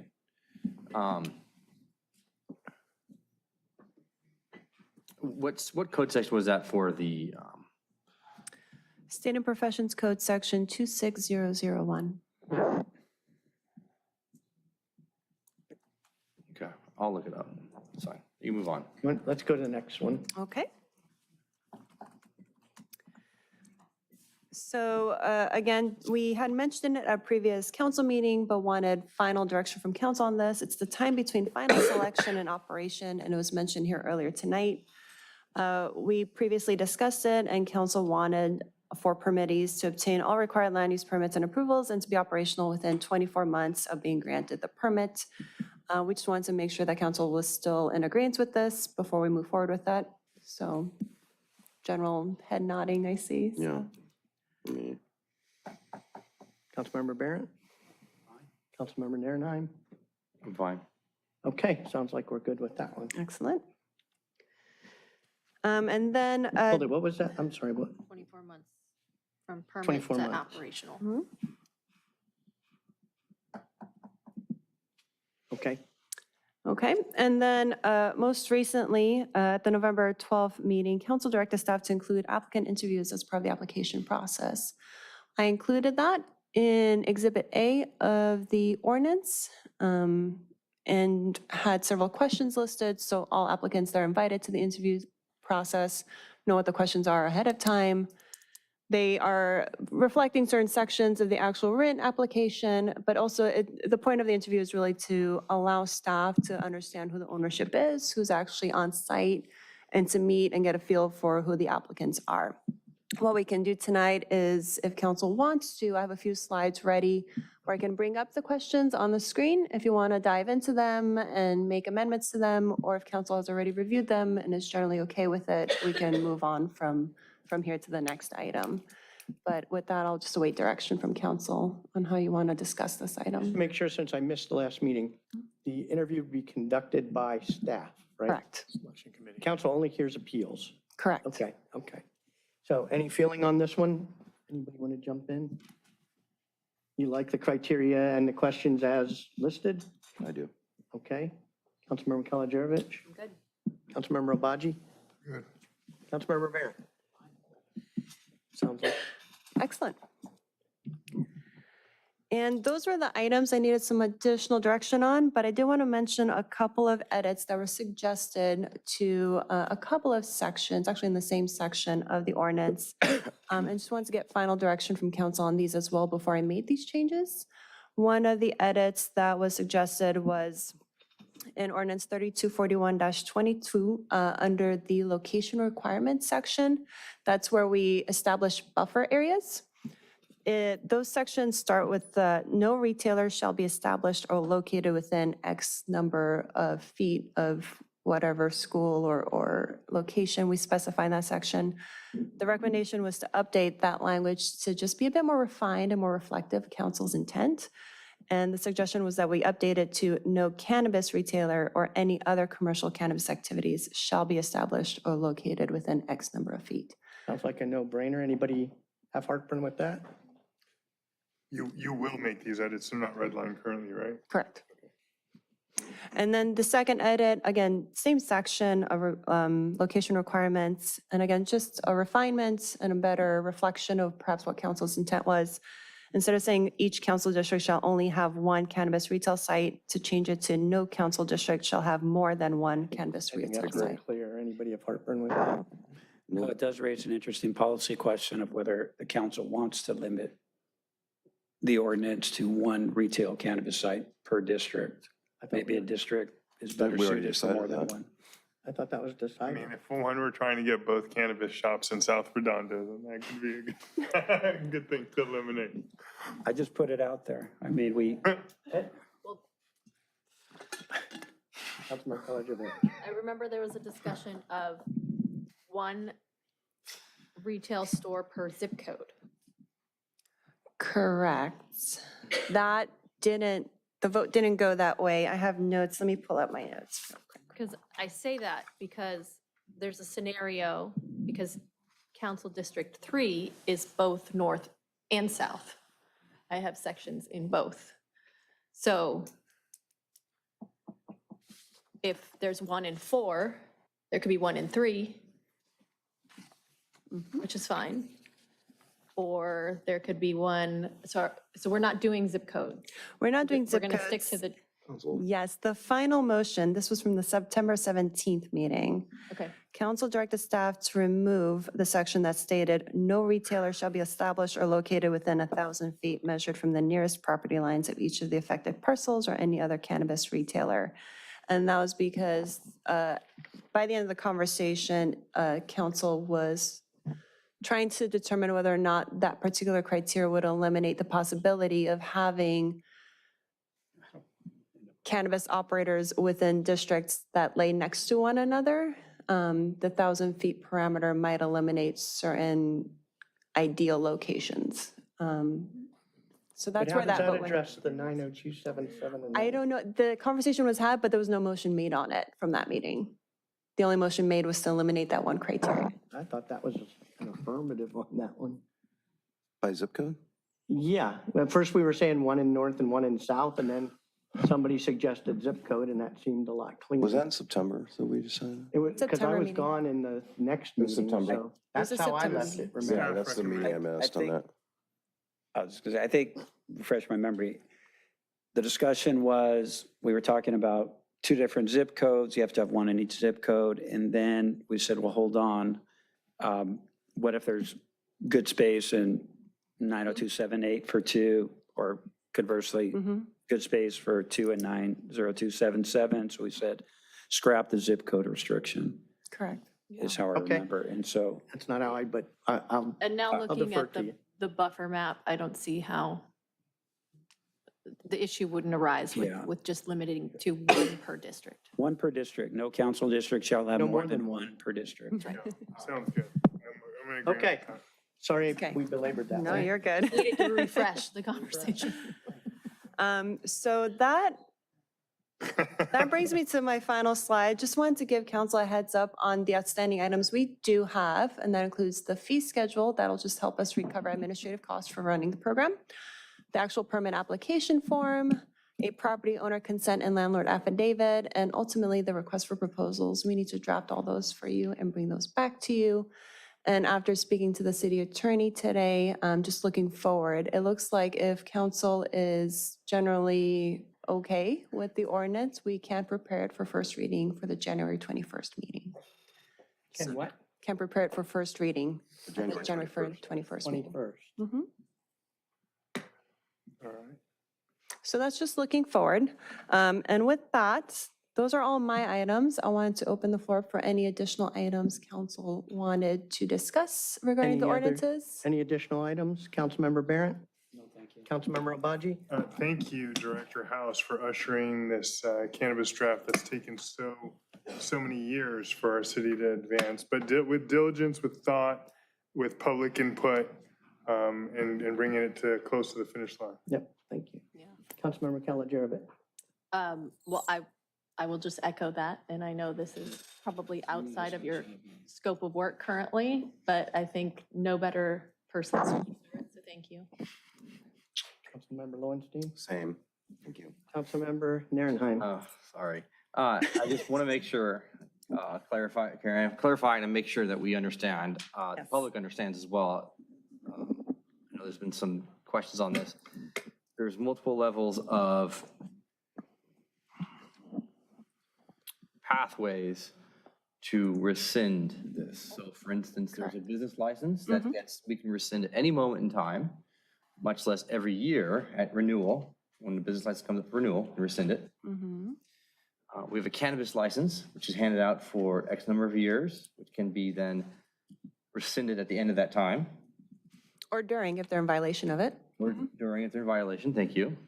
There's a conditional use permit, which can also be rescinded during or at the end of the, or actually, not during, if it's brought up at any point in time that they're violating this conditional use permit, we can bring that forward. And they also have to have a state cannabis license for this particular location. Correct. So we have the ability to yank the license at any point in time if things are going awry. Okay. And Councilmember Narenheim, you had reserved the option to go back and revisit ownership. Did you get that? So The before we state move on, I wanted to- definition, thank you. The state definition, looking at that, it's very similar to ours. The only thing I saw in here was chief executive officer, nonprofit or other entity, a member of board of directors of a nonprofit. I'm assuming that's what they control, right? That's control. And then an individual who would participate in direction, control, and management of the person applying for a license. So that's, it's very well, I mean, very the same, much the, or worded the same way as us. So I'm fine with that, the way we've done it. Okay. That's it. Thank you. It's been a long road. Thank you very much for all of this. So before I call for a motion, I want to recap this and then open it to the public because that may change the motion. Okay. If Yeah. y'all don't mind. So just to recap, from what I'm hearing right now, I don't hear support for the compromise, but that could certainly be brought up in a motion. Looks like there was general consensus on 4 to 5% on the transfer of ownership. It's 3 years plus maintain or improve the score is the threshold. Is that what you guys heard? Attain the same Score. minimum score as the Right, or predecessor improve it, yeah. approved applicants. And then owner was all owners in the application and some percentage, which we didn't agree on. I think 20% was thrown out there, but then Councilmember Narenheim threw out lower level in the interview process, plus operational staff. 24-month operational requirement. And shoot, I forget what the interview was. Everyone was pretty okay? Okay. Yeah. Yeah, we're okay with the interview criteria that you set up. So with that, we'll open it up to public comment and then, Councilmember. Interrupt. One item I wanted to raise. The permit administrator is going to be a delegate of the city manager. The permit administrator, fortunately, is taking on a number of ministerial and other functions. Bottom line, are there any duties of the permit administrator that council thinks should be moved to the council? In particular, the option to renew after 5 years, the option to renew, should that be made by council or the permit administrator? Any thoughts on that? I personally would keep it at the administrator to advise the council, and then we're the appeal body. on the option to renew? Yeah. Will we have an opportunity for an appeal on that, one way or the other? Yes, so it's up to the permanent administrator whether or not to grant the two-year extensions. And if the permanent administrator says no, it would be appealed to the council, If they say no. if they say no. Under that scenario, the council would have no direct yes vote. Correct. Okay. Just on the So, appeal, here's the yeah. appeal. And at this point in time, we have a competent, well-respected city manager, but as far as that position itself, it could change over time. Does the city council want the city council to make the decision whether to grant an option to renew after 5 years, or should that be with the permit administrator? Any thoughts on that?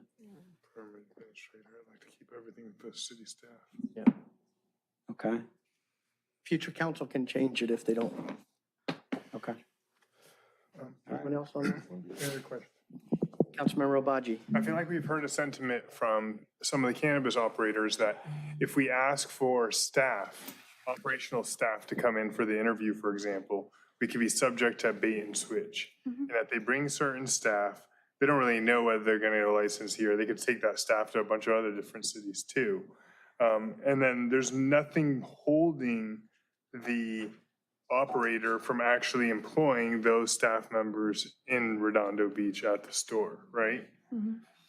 So do we have any thoughts about that or precautions or kind of any way we can hold their feet to the fire? I had broached that early on, and, something that the federal industry or the federal acquisition does is sign letters of commitment. But what we found in California in particular is those don't stand up anyway, because a person has a right to a job and a right to determine what job they want to be in. So the council rejected that when I brought it up the first time, but you're welcome to revisit it.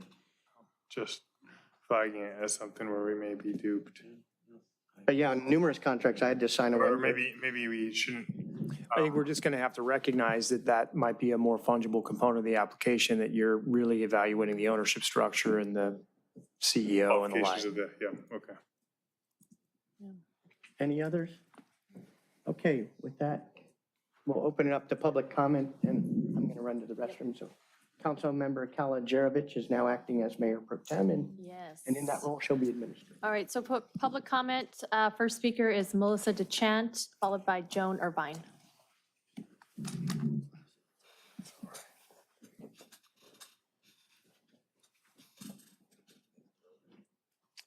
Good evening, Mayor Pro Tem and council members and city staff.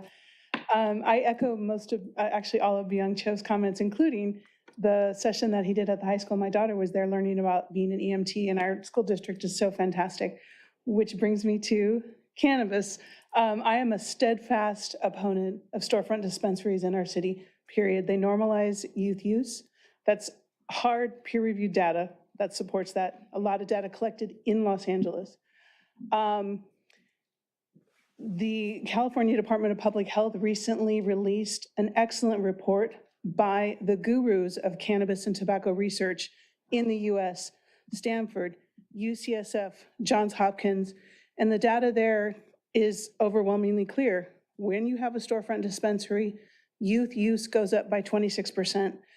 I spent the entire pandemic doing COVID clinical research, and I said this phrase daily: the only thing better than data is better data. That's the best data we have today. So I urge you to be thoughtful in what you do and protect our youth. Let's not try and make revenue. And again, I have nothing against cannabis for adults at all. I have nothing against the cannabis industry, the operators, their community members. Our kids go to school together. And that's a tough industry to be in no part because of the ridiculous taxation that our state has established for that. But I urge you, let's not make money off the backs of our youth. It's just not worth it. I also want to say that the smoke shops are a separate issue, and that is where our youth continue to have access. My daughter and friends were at the smoke shop in the Riviera Village the other day. Psychedelic mushrooms are on the counter. Apparently there's a secret menu under the counter where you can buy high potency THC joints. I mean, this is a reality. Our middle school principals have their pictures up at a smoke shop next to Moon Donuts on Torrance Boulevard to remind students you're being watched. This is a real thing. And again, I know those are tough businesses as well, especially with the recent regulation, removing the psychedelic hemp products. But again, I'm going to side on the behalf of our youth every single time, all day long. I want to applaud our council member from District 5 for actually engaging the community. And I disagree with Councilmember D2. I work in biotech and in public health. We use surveys all the time to gauge the response. And I applaud you for engaging the community and hearing what they have to say. Residents have not voted for dispensaries. We voted not to have dispensaries, 74% of us via Measure E in 2022. Again, thank you all. I appreciate you all, and have an awesome holiday. Thank you. Joan Irvine and then Courtney Karen.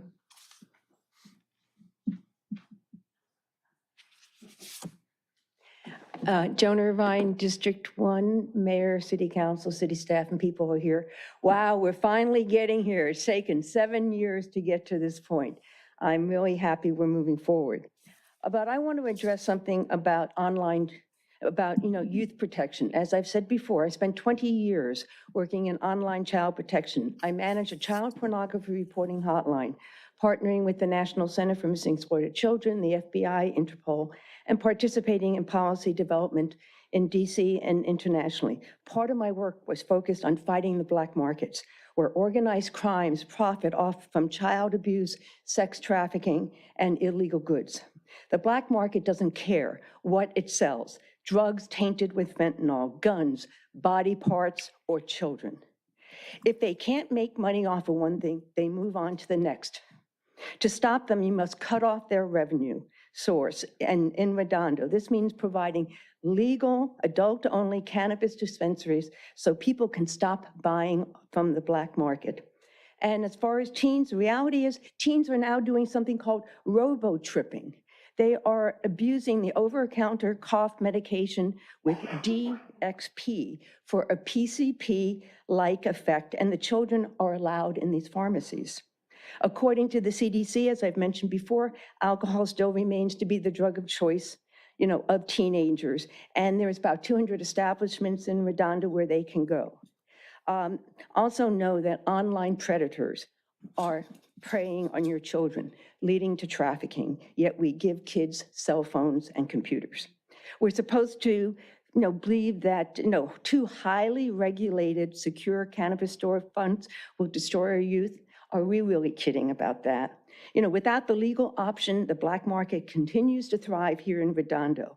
Legal dispensaries mean safer adult access, increased tax revenue, and more local jobs, all while reducing illegal activity.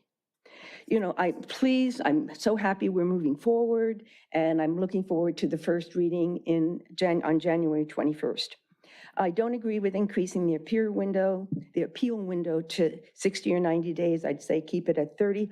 Also, companies that win the license don't need 24 months to open. They are going to be ready. They've already spent hundreds of thousands of dollars in order to be at this point.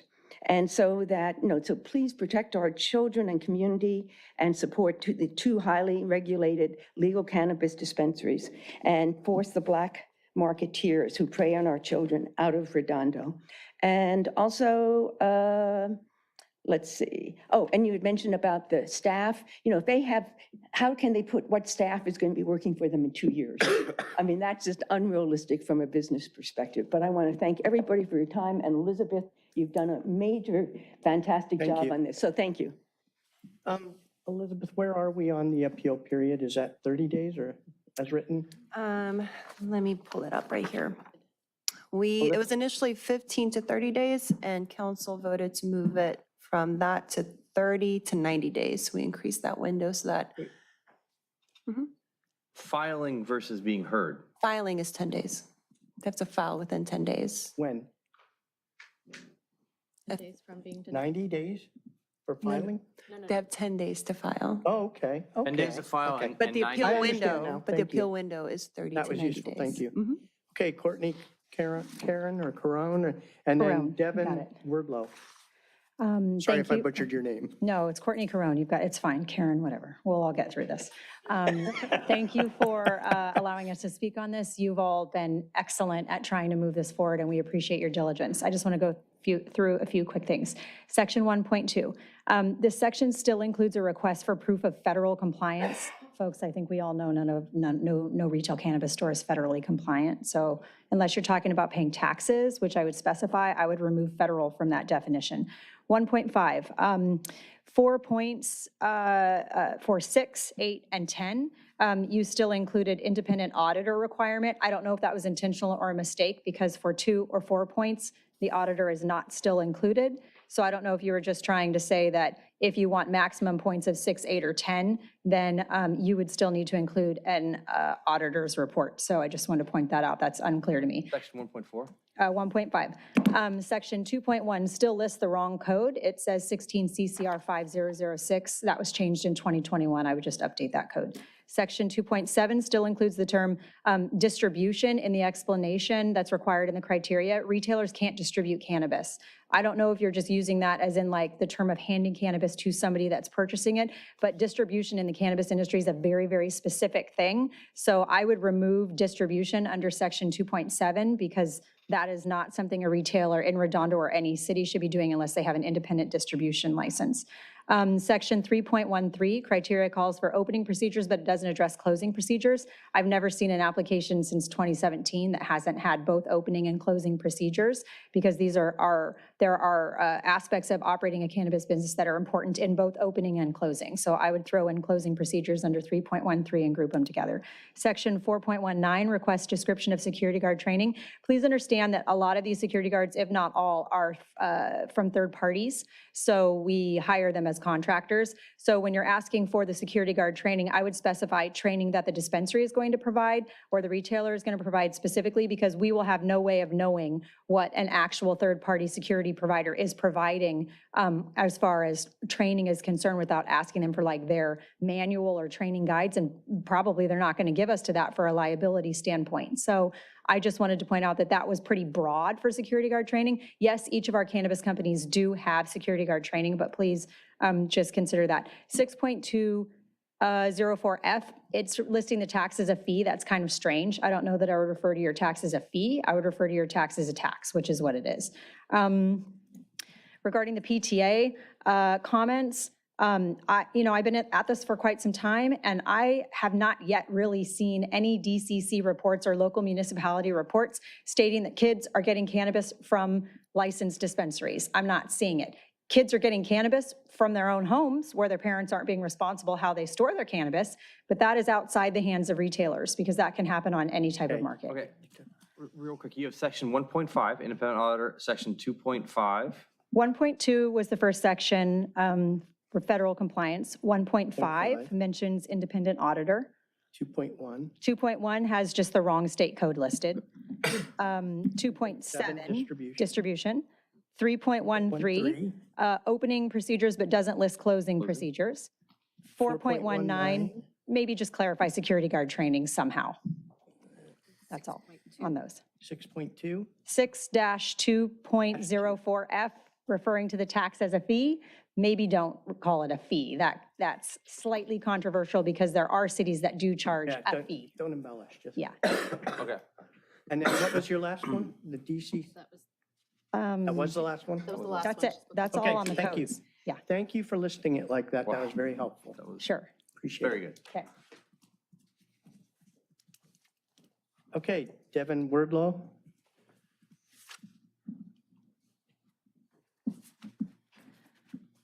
Thank you very much. Thank you very much, members of the council. My name is Devin Wardlow, and I'm Vice President of Public Affairs at Embark. I really just came to thank you all for the tremendous amount of work and effort that you all put into getting this right. I know this has been a long time coming. You've been developing this policy since 2018. You've had significant community input, and I just really appreciate the deliberative approach that you all have taken. I support a lot of the comments made by Courtney Carone. And then I just had one question, but really otherwise, I really think that you are there and that now is the time to move forward. We're really excited to hear staff talk about, a January date for the first reading, and I think that that's the right approach. I had one clarification question just regarding section 1 of qualifications of owners, question 4. Just to ensure that I interpret it correctly, that the first part of the question is in regards to the applicant's history and relationships in this community of Redondo Beach, or is it referencing the second part of the question, which is referencing communities in your demonstrated track record in other cities. So just wanted to clarify that before we move forward, but I do very respectfully urge this council to move forward with all of the hard work that you guys have put into this. And again, significant thank you to staff because this has been a huge lift. So thank you all so much, and I'm excited to move forward. What's the reference for that question you had? Question number 4 in section 1, qualifications of ownership. Section 1. So the first part of the question, I think, is referencing Got it, the got it. experience here in Redondo. Thank you very Yep. much. Thank you all. Jim Mueller, and then Timothy Dodd.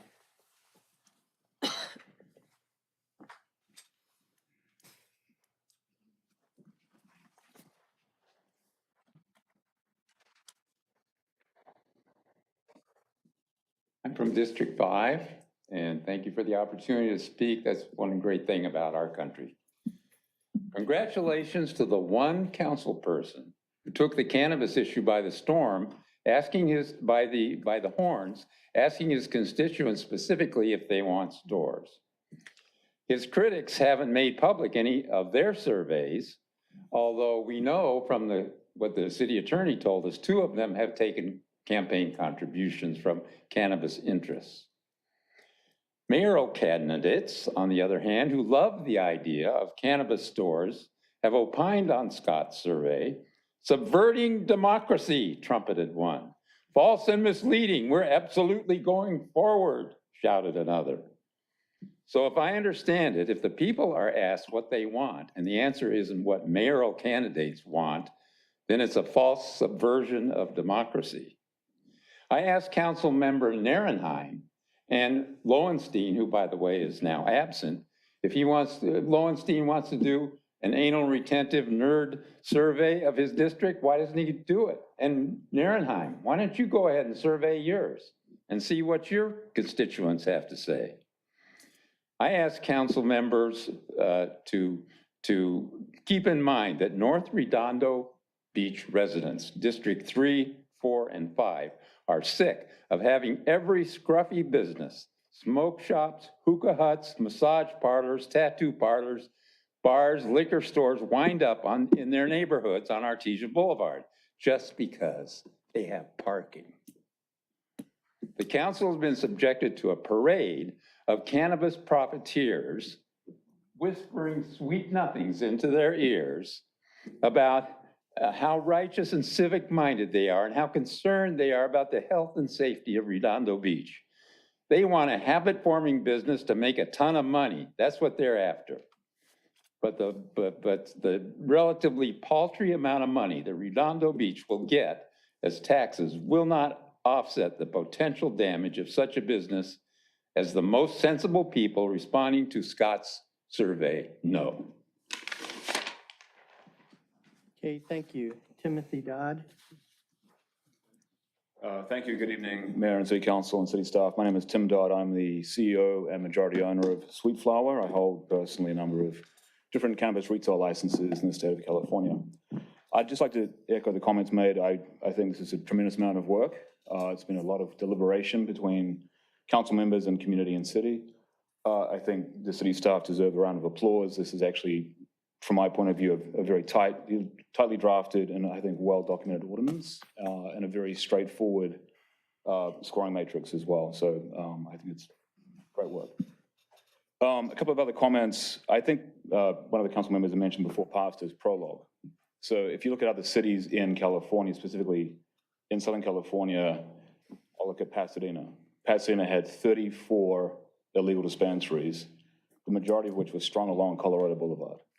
That was as recently as 2018, 2019. Today, there are no illegal dispensaries in Pasadena. There are 3 legal stores. We own one of them, and we operate that one on Colorado Boulevard.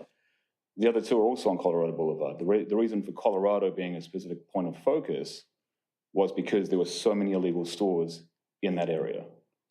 I think that's really important when we talk about Artesia.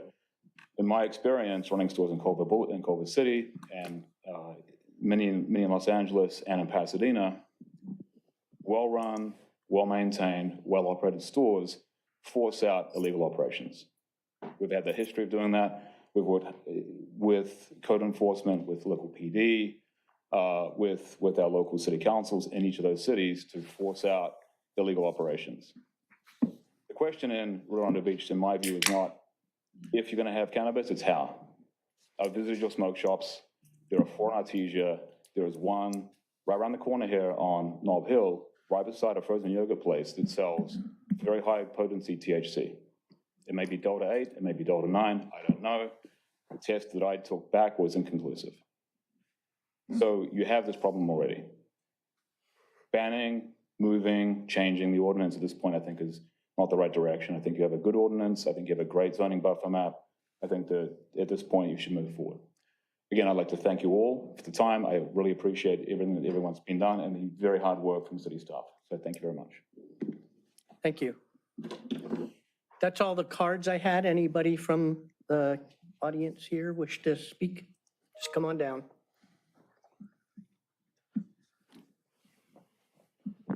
Good evening. Thank you for the opportunity to talk. Jonathan Secco, District 1. I wanted to start off first by acknowledging the irony in some of the comments made on the fact that we have now made our map so restrictive that we have set up the potential for diamond valued properties, which was the entire point that I have bringing up for how long now as to why we shouldn't require properties in the application process. But we'll go forward with it and we'll see what comes out of the consequences on that. The other point that I want to ask, and should City Attorney Webb hear me as well too, I had the opportunity to attend Councilmember Rabaji's district meeting recently, and I pointed out some of the concerns I've had with how the council has not properly educated the community with the challenges the industry has, both with their financial struggles as well as most recently the testing issues. Councilmember Rabaji had mentioned that City Attorney had never brought that up forward to him. And so I ask if there's an opportunity for the city attorney to bring that up and address that here publicly with us, despite the fact that I have submitted that previously, the LA Times investigative article, as well as the lawsuits that is now being conducted due to the whistleblower status that's come in from some of the Department of Cannabis Control's staff are on this issue. I think these are very important topics, and it would be a responsible thing for this council to bring them up to the city so that we can have the conversation thoroughly and not just be looking at what is the rose-colored picture of what the industry is, but also understanding the challenges we have here going forward. I remain opposed to this respectfully. I do not think that this is the right thing or the responsible thing for our city to do at this time. I certainly would like to see these things addressed. Thank you again for the opportunity. Thank you. Anyone else? Hi, everybody. Trisha Murakawa, District 4, also El Camino Community College Board Trustee. I just started my second term, got sworn in yesterday. And I'm again the board president. So if there's anything I can ever do for the city, please always let me know. But I'm not here in that capacity. I'm just here to tell you, thank you very much for moving this forward. I know that courageous leadership can be difficult sometimes, but it's necessary. I know that we can't always make everybody happy, but I think that you're doing the right thing by being very thoughtful. And I want to say thank you very much to staff because it's a lot of work to try and figure out all the details. So that's all I came to say. Thank you for moving forward. I also do not support any black market cannabis sales. And by having retail cannabis in our city, I think it prevents that. And I raised both my kids here. They went to public schools here. And cannabis, black market cannabis was here. It's there and we can't deny it. So by doing it the right way, I think is the responsible thing to do. Adding the community benefit is great. And I hope that these jobs will be union jobs. That's all I have to say. Thank you very much. Thank you. Quick question, Mayor, for clarification. Go ahead. Ishikawa. I may be totally wrong, but did you say at an earlier meeting you're involved in the cannabis industry? I may be mistaken you for Not someone else. involved in the cannabis industry. I have been hired as a consultant to do some community outreach. On But cannabis? this is not my forte. Okay, thanks for confirming that. Sure, thank you. Anyone else wish to address the council at this time? Yes, good evening, Mayor Light and members of the council, city staff. My name is Robert Merkelbach, and my company will be applying for the cannabis license here in South Redondo Beach. I'm also a South Redondo Beach resident. Absolutely love the town and the community and just look forward to the opportunity to potentially be a contributing member of this community as a business owner, not only as a resident. And I just once again just want to thank you all for the time and effort that you put into this over such a long period of time and we recognize it, we appreciate it, and we just want to wish you all a happy holiday season with your families and friends, and look forward to continuing this in January. Thank you all again for your time. Thank you. Anyone else? Nice sweater. Because they weren't, I had to come up and speak. Wayne Craig, resident of District 1. One thing I wanted to remind, in the discussion when you were talking about ownership, I was concerned, I don't know if I quite heard this correctly, so I wanted to maybe get some clarification, but when you're talking about percentage ownership, are you talking about individual people or LLCs or entities? Which, as we found when when various land purchases are done, there's a lot of LLCs that could be involved. For example, in the AES site, which I know you've been talking about for quite some time, when it was purchased, it was bought by 12 different LLCs. Each of those 12 LLCs, and they have all these ranging names from 9300 Wilshire to Ed Flores to David Dromey to Veteran LLC. There's a bunch of them. And interestingly enough, of those 12 different LLCs, one of the guys is the majority share officer, or actually officer of about 7 of them, of the 12. Now, if you went back and tried to figure out how much fractional ownership they have, the guy who actually is the major shareholder in the purchase of the AES site is not Leo Pushtelnikov. It's a guy named Eli Dromey. He has 50.08%. Now, the question that I was going to pose to you is that if you're figuring out whose ownership, if you're going to do it just by LLCs, or you're going to drill down to figure out if maybe some of these LLCs are owned by the same people multiple times. So, for example, you can have a person who said, yeah, I've got one LLC in my name, I'm the operating officer. So yeah, I control 15%, but in reality, they may have 4 other LLCs. What he is a major shareholder in, or a partial one in there. So I'm just trying to figure out if there's some way you've accounted for that in your definition of ownership. Thank you. Thank you. Anyone else in the audience wish to address the council? Anyone online? Yes, I have one speaker, Nancy Skiba. Hi, Nancy.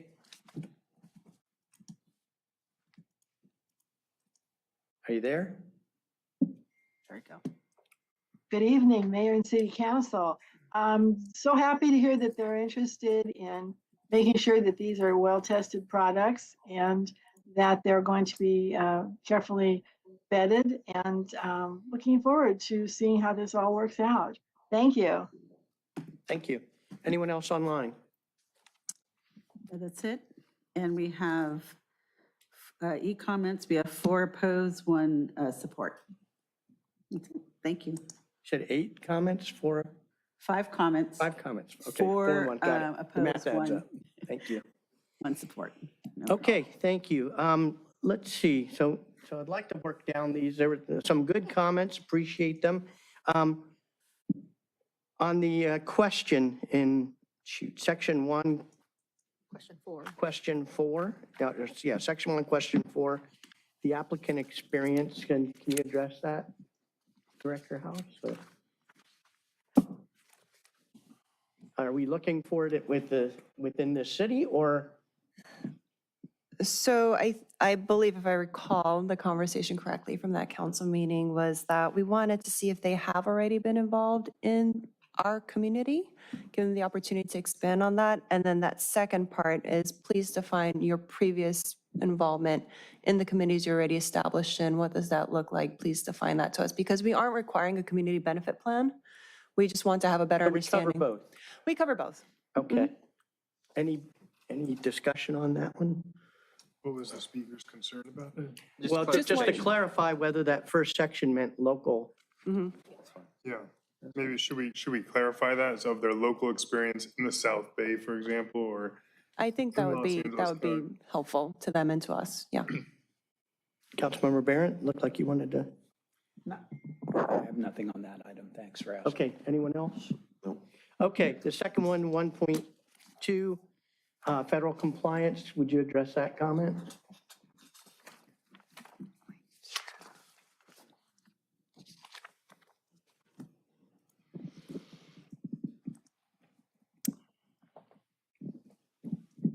Do you want the city attorney to? That would be helpful. She Cheryl or did mention Mike, that can you if we are concerned about them paying their taxes federally, I mean, that would be an area to capture in by keeping that in there, but otherwise. Excuse me. Let's see. Was the issue with the ordinance or with the scoring criteria at section 1? It's number scoring 2, criteria. Number 2, right? Scoring criteria, yes, 1.2. Well, that's. Okay.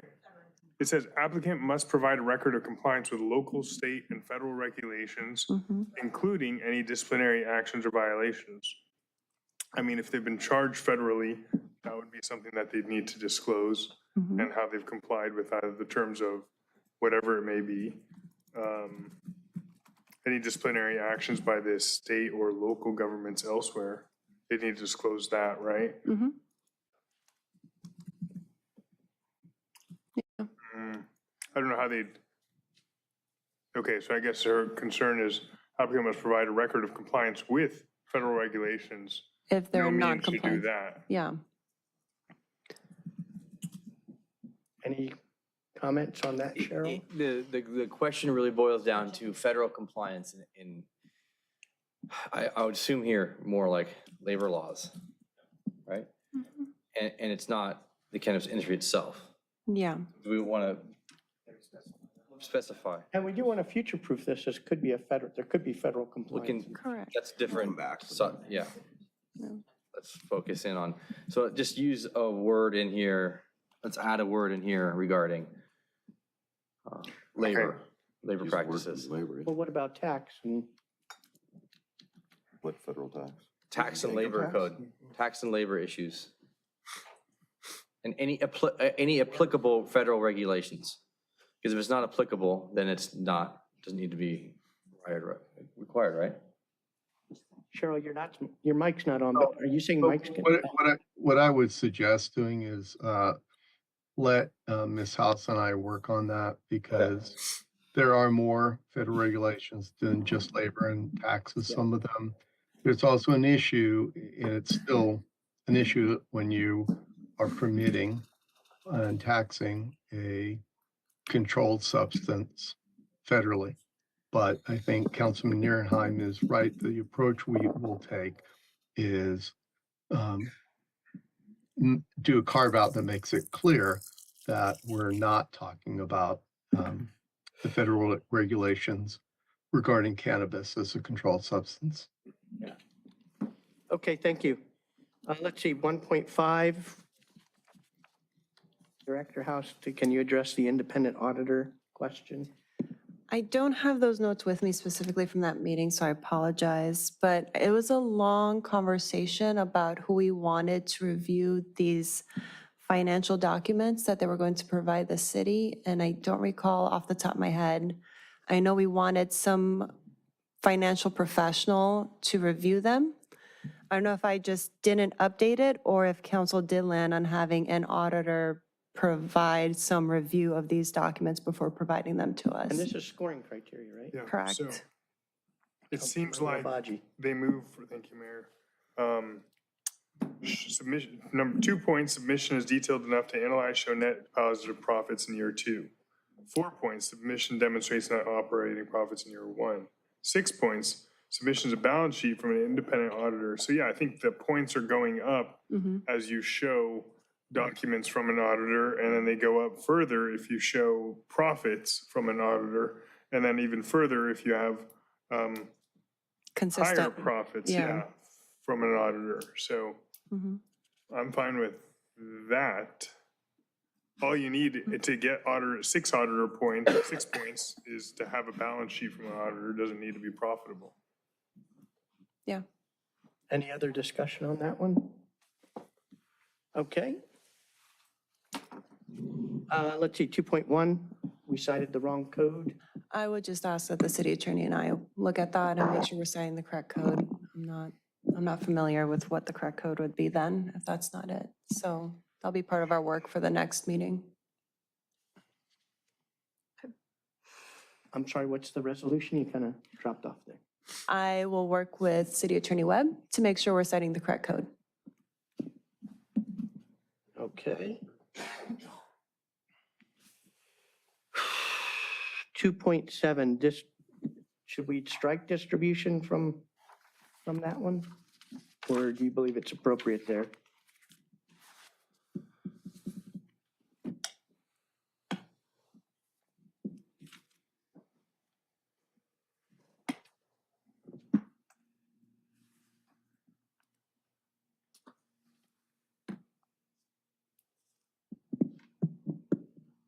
we start some music?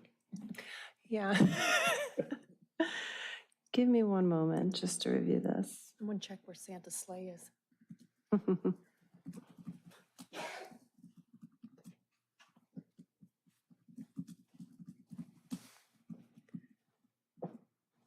I understand what the comment is and why it would make sense to remove that. I would be comfortable with removing distribution from Can you that. enlighten us?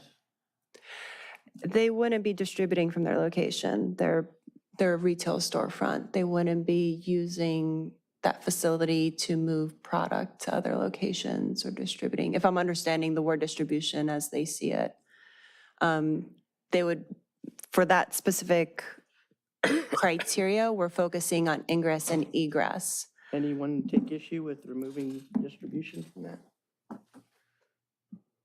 Okay, 3.13, that seems like a pretty easy one. I would think we'd want both opening and closing procedures. Do you have any heartburn with that? Not at all. Anyone else have, any member of the council? No. Okay, 4.19, the third-party training. Security training? Well, I will tell you, I have a little bit of an issue. I'm not hard over on this, but, you know, in the federal government, we did provide security services. We had to provide our training program, you know, whether we were a prime or a subcontractor, because the government wanted to rate, you know, how the security was. And so the training was a prime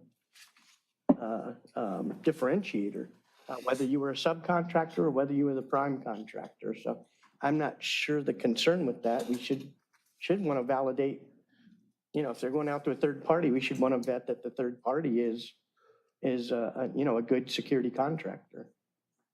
I don't have that in front of me. Is that a ranked scoring criteria? Or pass fail? It is. It's a ranked 0. It's 5 points. 0 through 5. Which section was that again? Section 4.19. 4.19. 19. 4.19? 4.19. The very last one in that section. Last one, okay, got it right here. Applicant must provide description of security guard training and experience, including guard licensing, industry-specific training, and qualifications relevant to cannabis business security.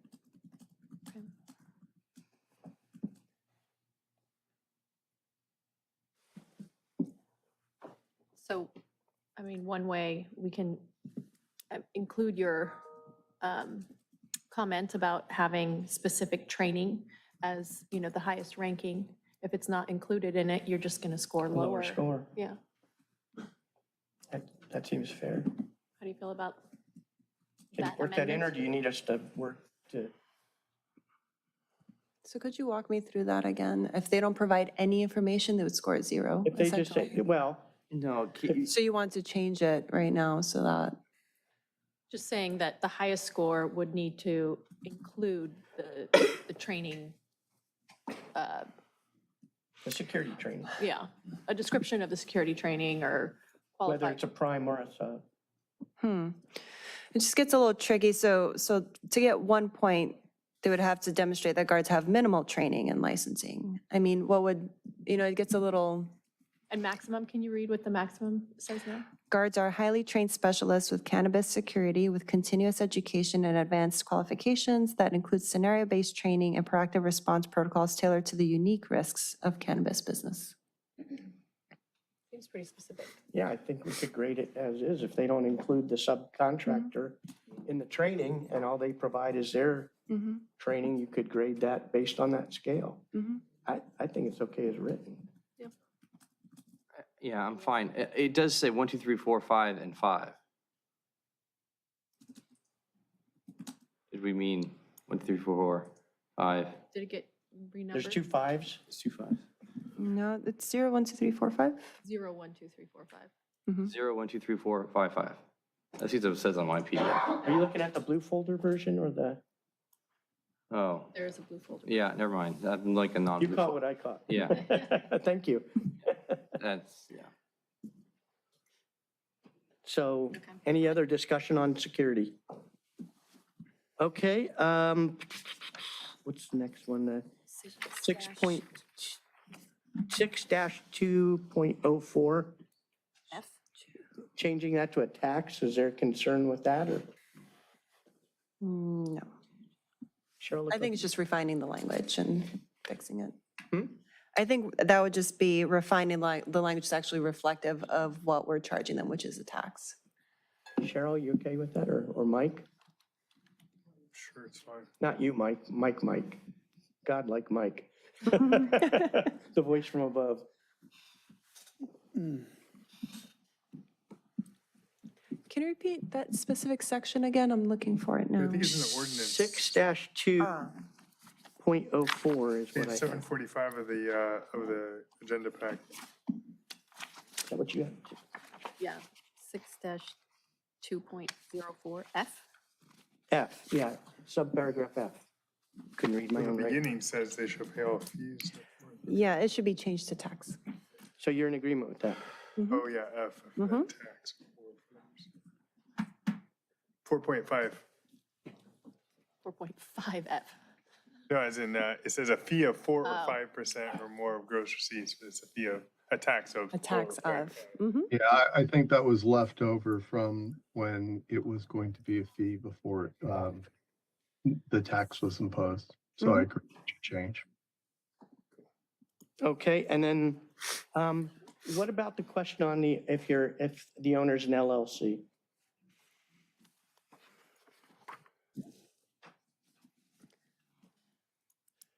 That's like, what about the question? I'm sorry?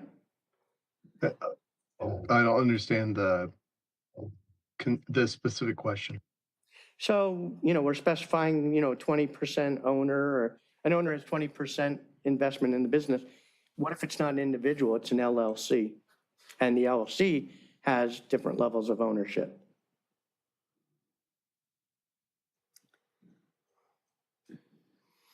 We can review it to see,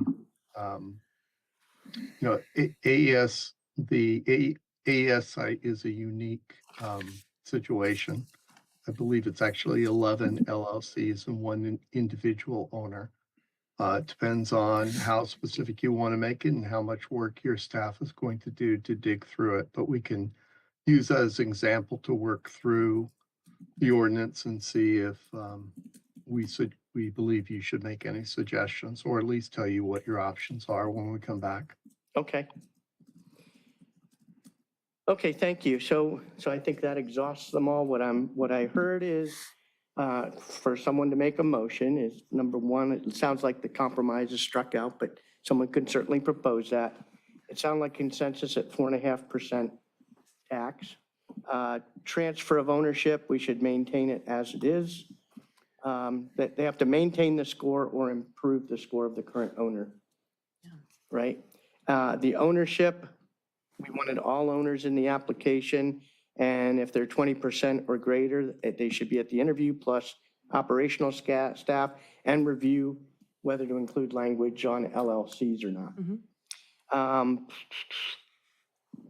Stay with the 24 months. They have to be operational within 24 months. We're going to stay with the interview as is. Clarify section 1Q4 on the applicant experience within the community. 1.2, you'll come back with recommendations on the federal language we should use there. 2.1 was to correct the code. 2.7, remove distribution. 3.13, include closing, not just opening. And 6-2.04F, change the word to tax from fee. Thank you, Mayor, for that summary. So moved. Before you do, I had one other item, if I could bring it up on 3A. Well, Councilmember Obaji had the floor, and then we'll go. Oh, I'm sorry, yeah, go ahead. So moved, and I'll just say, when you said with ownership change, keep what we have, you mean the red lines that were put forward, plus a revision to the language above that said city council will approve, right? Yes. Okay. Yes. Yeah, so moved. Do we have a second? I'll second that. Okay, Councilmember Thank you. I had one item just for council consideration, if Eleanor could light up 3A. 3A.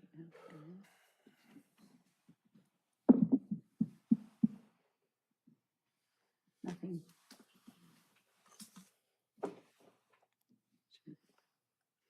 3A. Right. Yeah. Maybe try to take it out, put it back in. All right.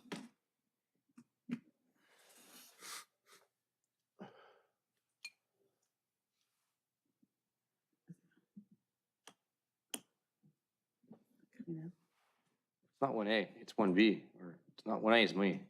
3A. 3A. You said 3A, right? Yep. That's what I did.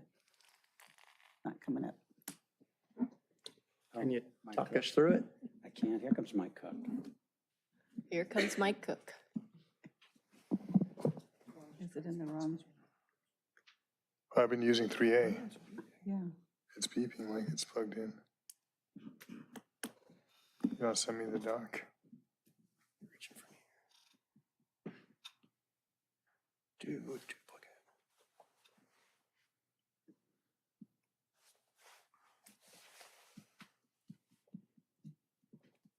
it. No luck. All The right. system doesn't like your. Something. Thanks for coming up, Mike. Can you just email it to me? We could just do it up here. Could you put up 6-2.11? Elizabeth, Yes, give me one moment. which is on page, yeah. Now I don't know what.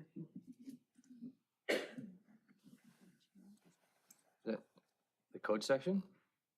Yeah, from the ordinance, it's also on page, on the agenda packet.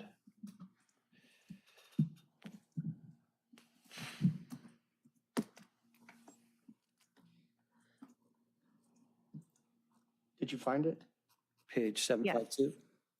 Can we Madam just not Clerk? project it, or what's the? Would you put up my screen?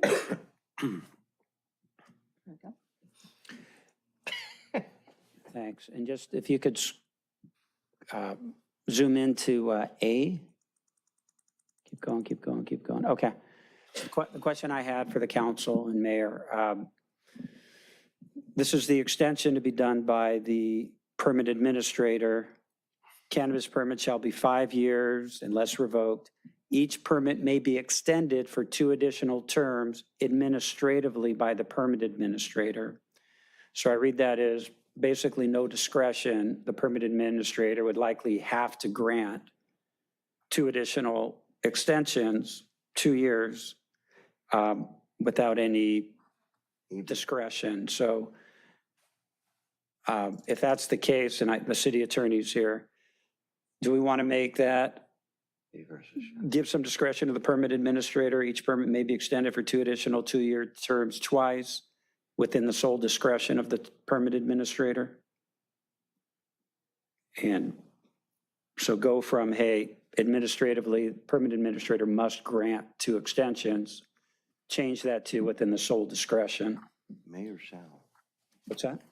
I was going to say may or shall, because it says may, right? Yeah, may be extended for 2 terms administratively. And I think City Attorney Mike Webb's up here, if he could speak to the significance of the word administratively versus sole discretion. Yeah, generally it means that you've had no problems and the administrator is not going to exercise discretion. If the council, and that's the way the ordinance was written, does the council want to have more discretion? I don't know that the city manager, and he can speak to it, whether or not he wants to have sole discretion. It may just be you make all, if you want more control over it, you may just want to have all extensions go to the council. Short of going to the council, though, the step down would be sole discretion of the permit administrator? True. You have to ask the city manager if he feels comfortable with having. Let's ask.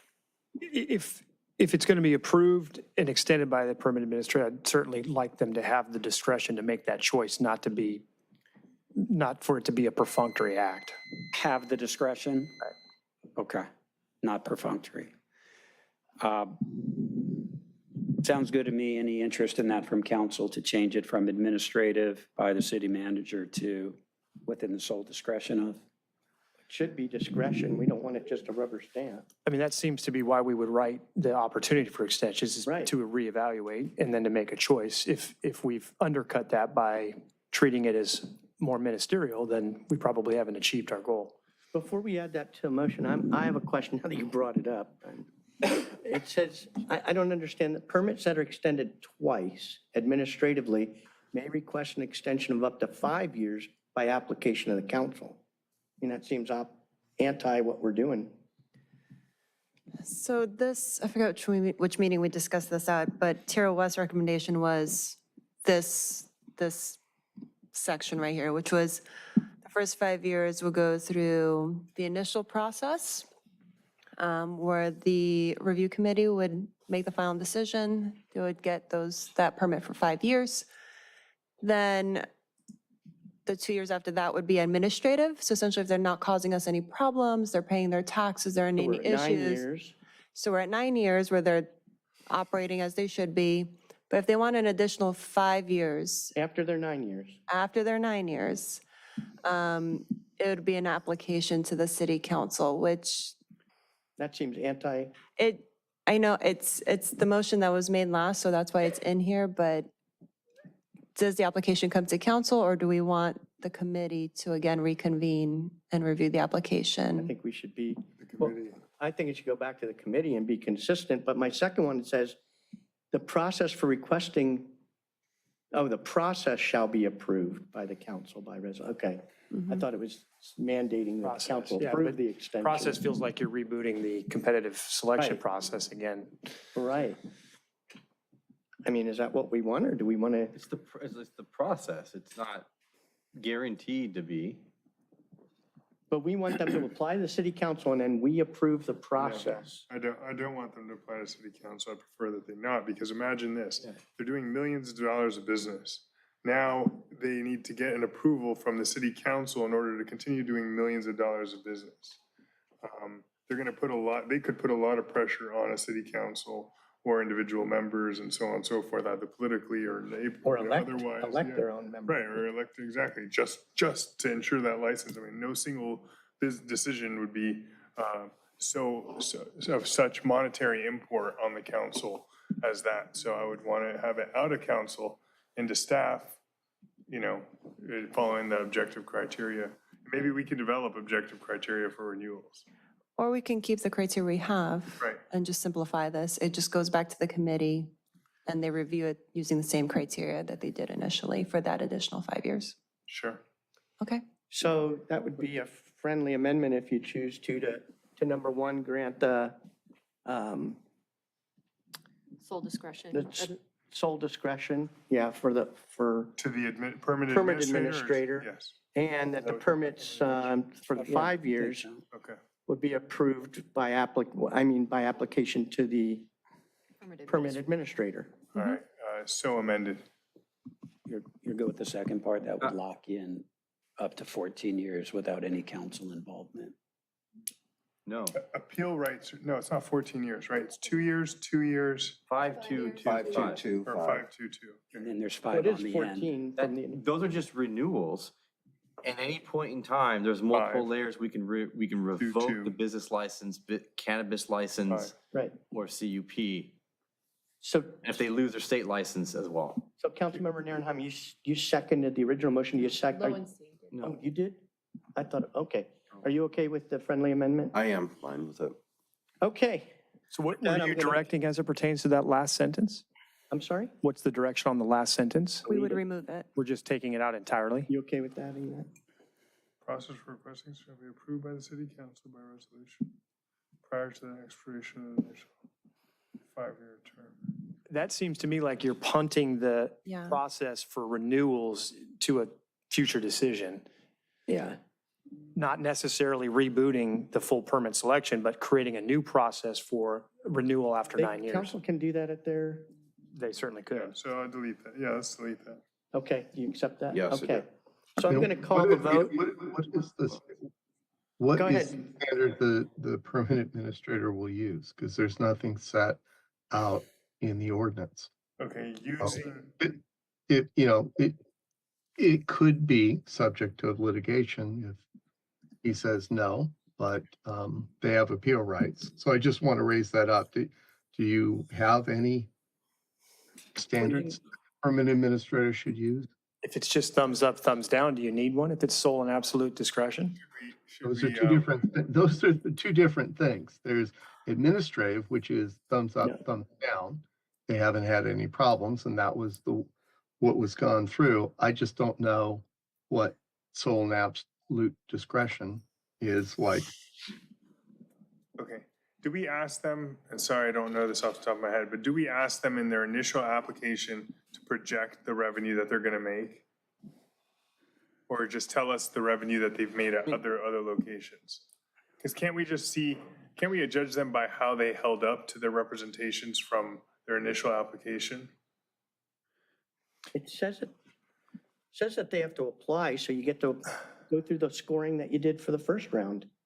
So There's two different things here. So we're talking about the additional 2-year extensions that are. Yeah, I'm the 5-year one. Right, at the sole discretion of the permit administrator. So that's a thumbs up, thumbs down situation. But I kind of heard Mike's comments there differently the second time. So the first interpretation was administratively is a more perfunctory act, and we would have to cite, there would have to have been issues or problems to say no.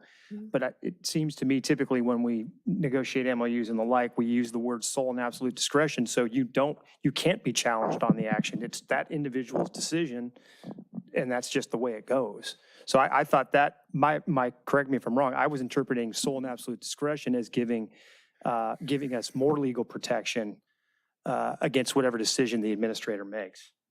No, it may, but I'm just saying that there literally is no standard for you to use in giving that discretion. I'm not arguing against it.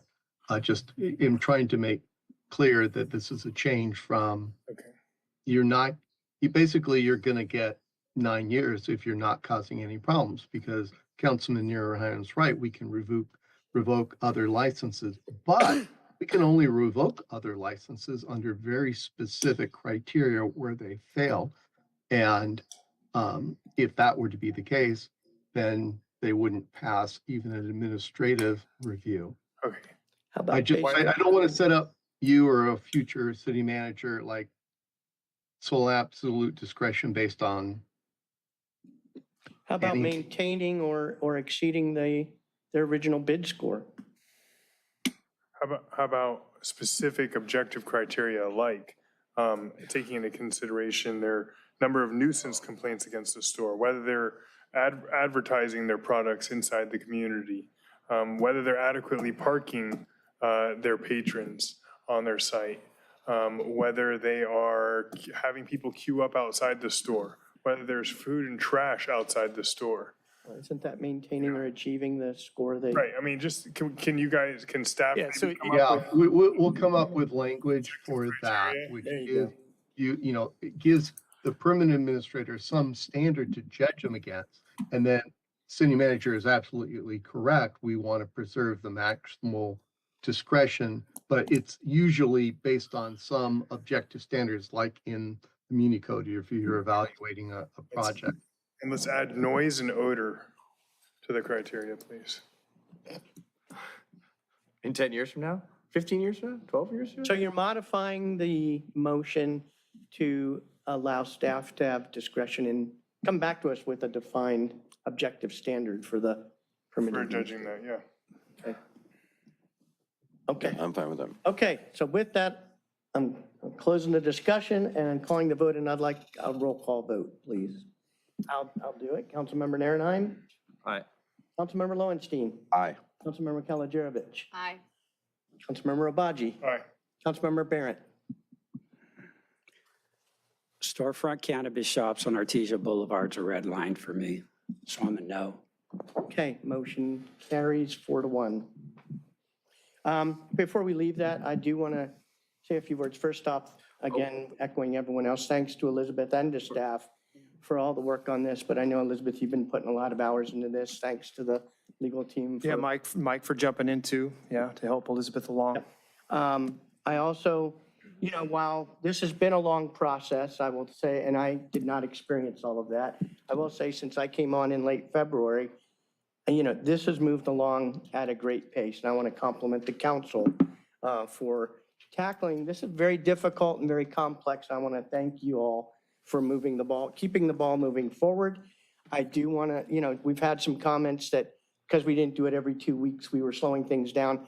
I just want to let the public know there's a lot more we do up here than consider the cannabis ordinance, and they're important to the operation of the city. So I think this moved along as expediently as we could, given we just approved 6 charter amendments, and we did the budget. It's just, there was a lot on the plate, and so This come back on the 21st, right? I'm going to disabuse the public that from any notion that this was delayed intentionally or anything like that. This has moved along very well since I've been on here. Through nothing I did, but through staff and through the council. So thank you. I also want to thank the participants from the industry for the detailed comments that you gave us that were helpful in drafting the ordinance and the scoring criteria. And the way you did that was very professional, even to the testimony that we had tonight that went down through specific items. So all the way around, I want to applaud,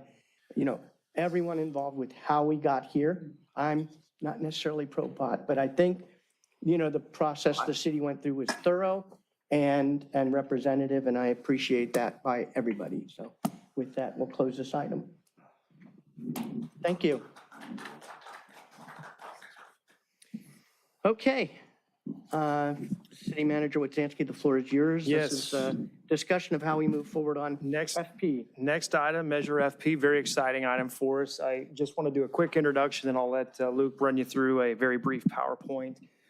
We have begun the very engaging and, as I said, exciting efforts to begin implementing Measure FP. Luke will provide some of the details on the voters' approval of the measure and the like, but needless to say, it involves a number of city departments. Hold on. We can't hear you.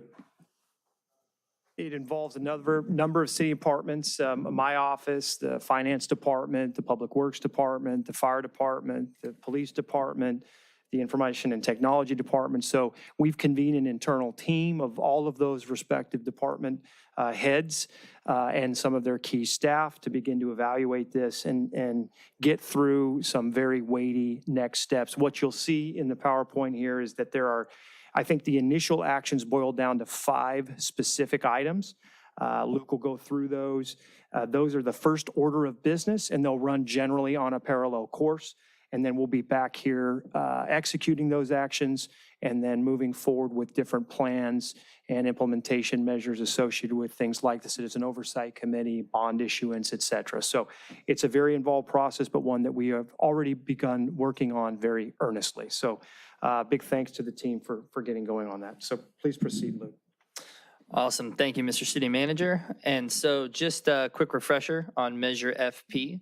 So the November 5th ballot, it was approved by 71.4% of Redondo Beach voters, and Measure FP is a $93,350,000 general obligation bond measure set to replace fire stations 1 and 2, along with the main police station, and then renovate the police annex facility. And as the city manager mentioned, we have had a pretty wide swath of folks from out the organization working on this. And Stephanie and myself are up here now, but the police and fire chief are available, IT director, if you have any specific questions as this goes on. And so we have 5 immediate next steps that we'd like to present to council tonight. And the first will be to issue an RFI and RFQ or RFQ to procure a financial advisor, and also an RFI or RFQ for a project and construction management firm. City will also have to select bond counsel to guide us through this process. And then we'd also like council to consider establishing a special project manager position that we'll discuss a little bit further throughout this presentation. And then also approve or consider approval of a reimbursement resolution that would allow us to pre-spend bond proceeds in a limited fashion that would be then reimbursed by bond funding down the road when properly. You're not asking us to approve those tonight? No, this Okay. is just the buckets. I just want to be clear. Just teeing them up as a discussion item and so you can weigh in on these various And next steps that RFI we're or proposing. RFQ, is there a reason to go to RFI versus straight to RFQ? Well, we kind of view them internally in our process as the same. So we're it'd be the- requesting both information So it's and not one or the other, qualifications. It's combined, Okay, request for okay. information and qualifications. Great, and then now I'm going to pass it to our interim finance director, Stephanie Meyer, to kind of go over a little bit about building the financial team. Oh, yeah, no, That feel last free, slide. sir. Yes. I mean, do we have a time frame? Do you have like a schedule for each of those? Well, we're going to go through each of Okay. these items next. Yeah. Yes. Perfect. Just teeing it up. Segue. Yes, sir. Okay, good evening, Mayor and council members. So I'll say a couple words about each of the members of the financing team that we'll assemble here. With your report, we provided an attachment with quite a bit more detail.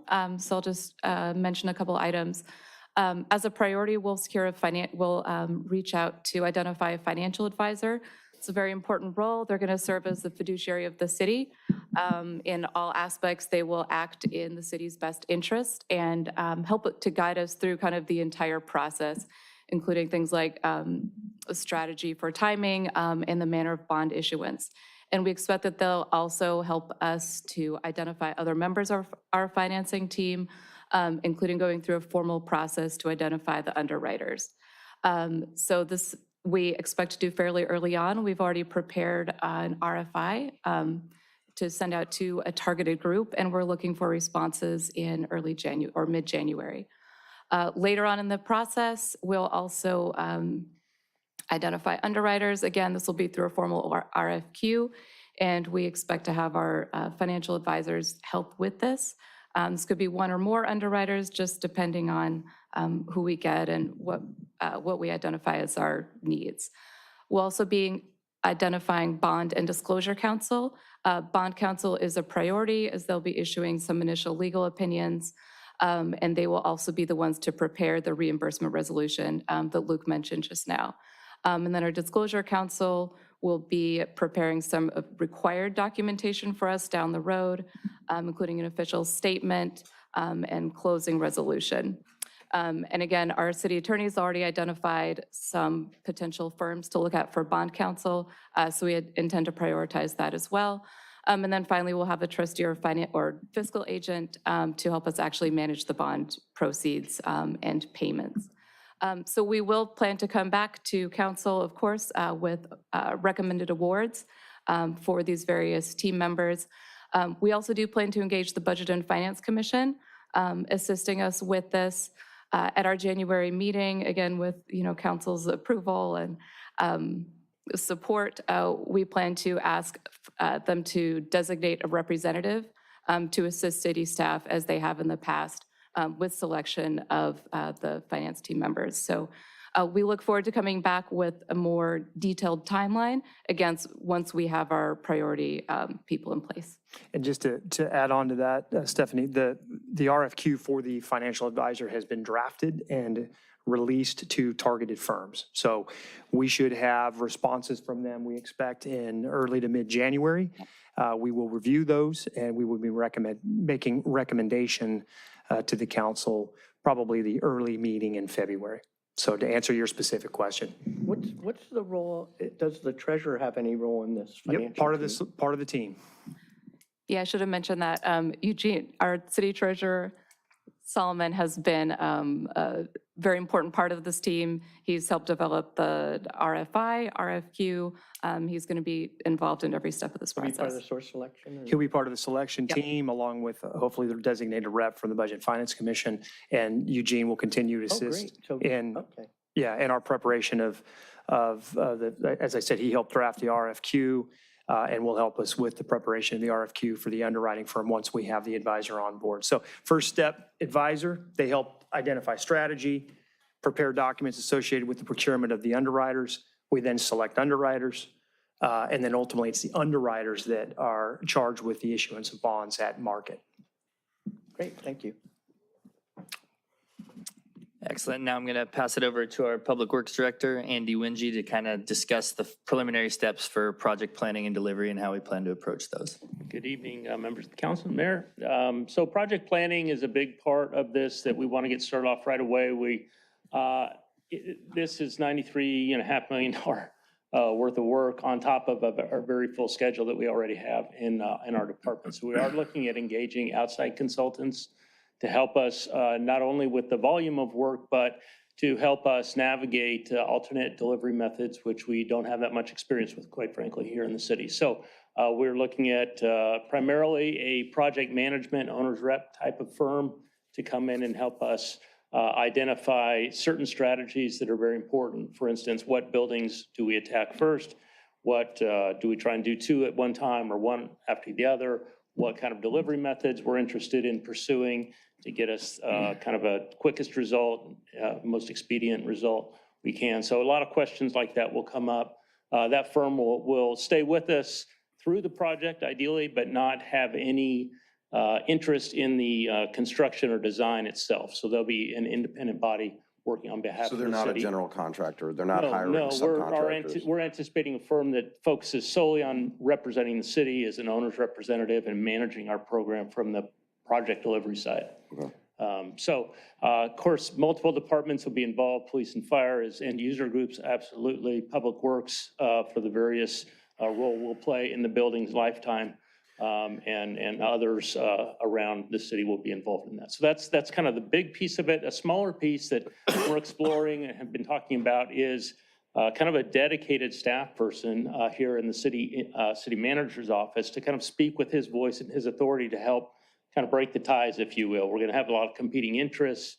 We're going to have a limited budget. We have only $93.35 million to get 4 buildings taken care of. So we know only, yes, it's going to feel like only before we get through this. We are going to run into conflicts that we're going to have to make decisions on. So we want to have a strong central point of contact for all the stakeholders to engage with and funnel that information up through the city manager to you for ultimate decision-making process. So that's an overview. We are at very beginning stages of researching the RFP or RFQ, what that would look like. We've interviewed a couple of firms, thanks to Chief Butler's help, and then some contacts that I have, just to get conversations going about what to expect, what to look for, how to write this RFQ to get the right kind of firm on board. But our goal is first 6 months of 2025 that we'll be well into strategy, understanding kind of some of these big decisions about how we're going to navigate this process, get through. Yeah, and to boil down that timeline a little more tightly, the initial phase I think will be to get this RFQ drafted. As Andy said, we're having these exploratory conversations with various firms that we think would perhaps be interested. We're talking large civil engineering firms with a suite of different pre-engineering, design engineering skill sets, but as was clearly stated, not interested in becoming our contractor or our chief architect, right? Really the facilitator, the organizer, the supervisor of all those various trades. So these are large scale firms. We've talked to a handful. We intend for the RFQ to be directed to multiple different groups, at least 6 based on our research thus far, probably more as we identify them.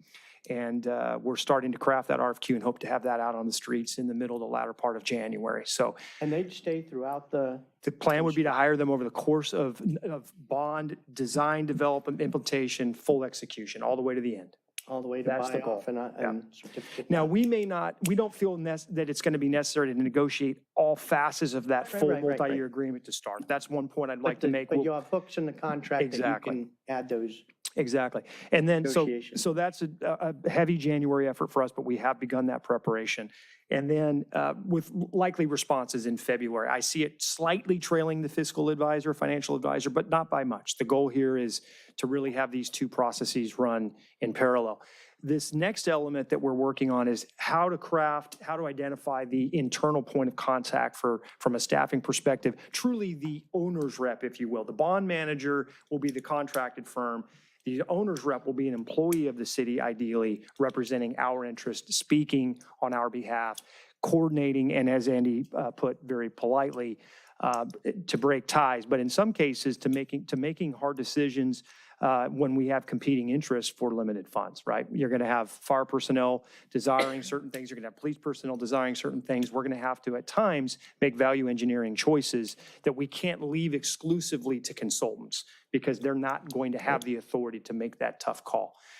So this individual ideally will have significant vertical construction experience, ideally in the public safety world. May have been a former municipal employee somewhere, may have served many, many years in large contracting firms or project management firms. We're not sure. We're out there sort of exploring and kicking tires on prospects. This position could start immediately in a special projects manager sort of part-time capacity, help us grow the position into something more formal. Maybe there's even a baton that's passed over time. It will depend. We're going to be opportunistic here to some degree, but recognize that we have this very critical need, because the last thing I want is for Andy or Luke's time to exclusively be dedicated to FP. There are just too many other competing needs, as this council well knows. So those are key action items here early. And again, as I said, we'll be running in sort of parallel development over the next month or two. Any questions on that? No, I want to applaud, first looking for companies that can help us define, and customize procurement strategies, because there is more than one, and that's one of the most important decisions you make. So having someone with experience in applying different strategies to projects like this is key. And I really applaud, as I've been stomping for a single point within the city to run this thing. And not out of current staff because of, not eating out of current staff because of the workload. So I applaud this. I would, if you find the right person and you can't keep them fully employed on this to start, I'm sure there's other work in the city. Yeah, we'll be creative. I would not forego someone just because they're a resident to go part-time in the beginning. We'll be creative. Like I said, we'll be opportunistic. We'll look for a quality individual, and if it's appropriate and warranted, we'll tailor the position around those needs if we think they provide value to the city. It may require us creating a job specification. It may not, depending on how quickly we can implement and what we identify. It may be something we have to formally build over time. But just something I want to throw out early, help the council understand. All of these expenses, by the way, we feel are appropriate for bond reimbursement, and they would be applicable to FP implementation. This is my trade space. So not necessarily for fire and police, but for large scale projects like this. I have a lot of experience in that. So any way I can help to be an accelerator or a workload reliever, I'm offering it. Appreciate that. This is important to the city. It certainly is. Save us some money. No, not a full-time, no, I'm not this person, but helping select the person to write up the requirements. Sorry, that. Any other questions on this before we move on? Go ahead. It says considering additional staffing. I mean, you need additional staffing, It's call it considered. Yeah. I just want to make sure that this isn't This probably shouldn't be, this doesn't need to be present tense. This is, No weasel word. Yeah. Thanks. All right, thank you. And so while this is by no means an exhaustive list, there are additional considerations that we wanted to bring to your attention and seek your feedback if you have any at tonight's report. And so we've mentioned the reimbursement resolution a couple times, and this would be something that would bring back to council for consideration that would sort of set the boundaries. And legally, there are boundaries as to what's reimbursable, the time frame in which those expenditures would take place, and then the limits on when things could be paid back and what expenditures would be considered applicable in this case. And so that's something we'd bring back to you in the near future. One point there to make, Luke, and I think it was said earlier, but that would be the bond council's really first order of business. So once we select a bond council, we'll have them immediately prep a reimbursement resolution that we'll bring to you. Ideally, if all goes well, we'd have this to you late January, early February. Okay. Excellent. And then on to temporary facilities, and obviously this is going to be one of the most critical pieces of this whole project, is ensuring the continuity of services for our police and fire departments.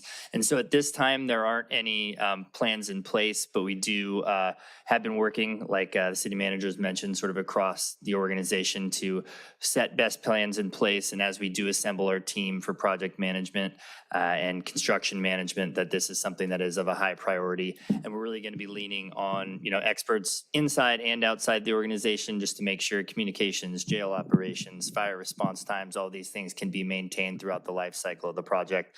And so just want to make sure that it's stated as this is a high priority and a big piece of the puzzle. Yeah, I'll add to that. Very critical item, and this is something that the bond program management firm that we just spoke about will be very critical in helping us develop, because there's a lot of value engineering decisions that will need to be made here.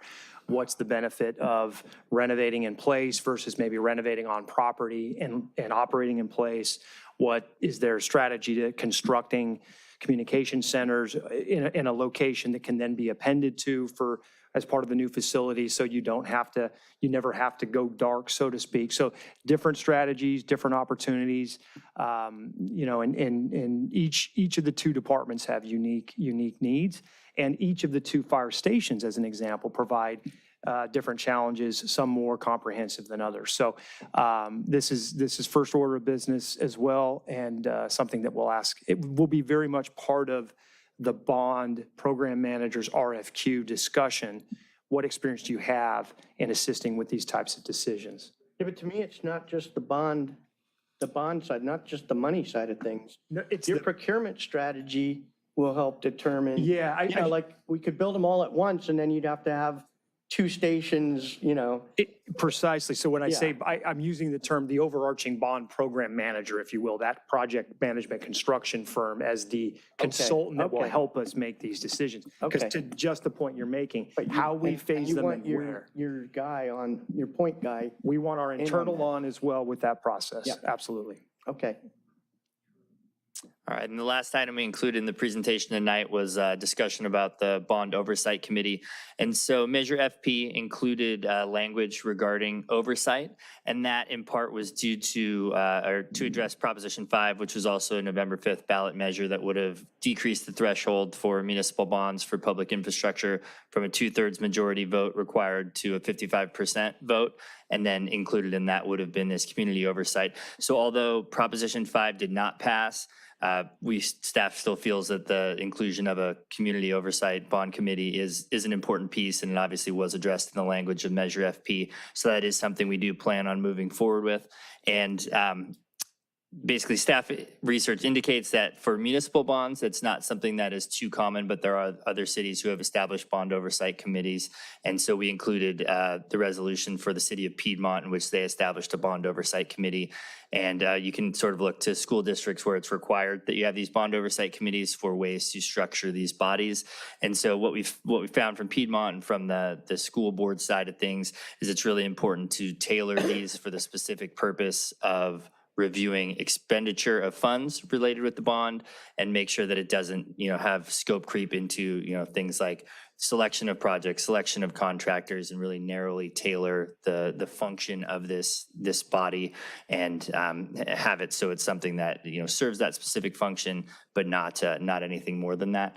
And so with that, this is something that will be considered further down the road once the finance team's in place, the project management team's in place, and this would more mirror and be brought to life sort of more closer to when the bond funds are issued or when the bond's issued, and then would have a specific mandate throughout the life of the bond, and then would be decommissioned at the end of the spending cycle for the bond and project completion. Because this is going to be long-term, we should have a replacement process, not just an appointment. Yeah. Some kind of continuity of service maintenance program, associated with the reso. And just a couple of fine points on this. The research is clear, but I'll tell you, we are a truly unique a municipal bond. What we're finding in talking to many of our consultants, talking to the survey group that we work with, FM3, and asking them, hey, give us a list of the cities and agencies that recently approved bonds, so we could talk to them and kind of, gauge best management practices. They have a hell of a time listing any, because it's rare that a municipality such as ours obtains 2/3 vote for a public infrastructure bond. Very common in school districts, very common at their 55% threshold. But you do not see it very frequently with cities, county agencies, and the like. So kudos, I couldn't be prouder of our community for appreciating our need and supporting it.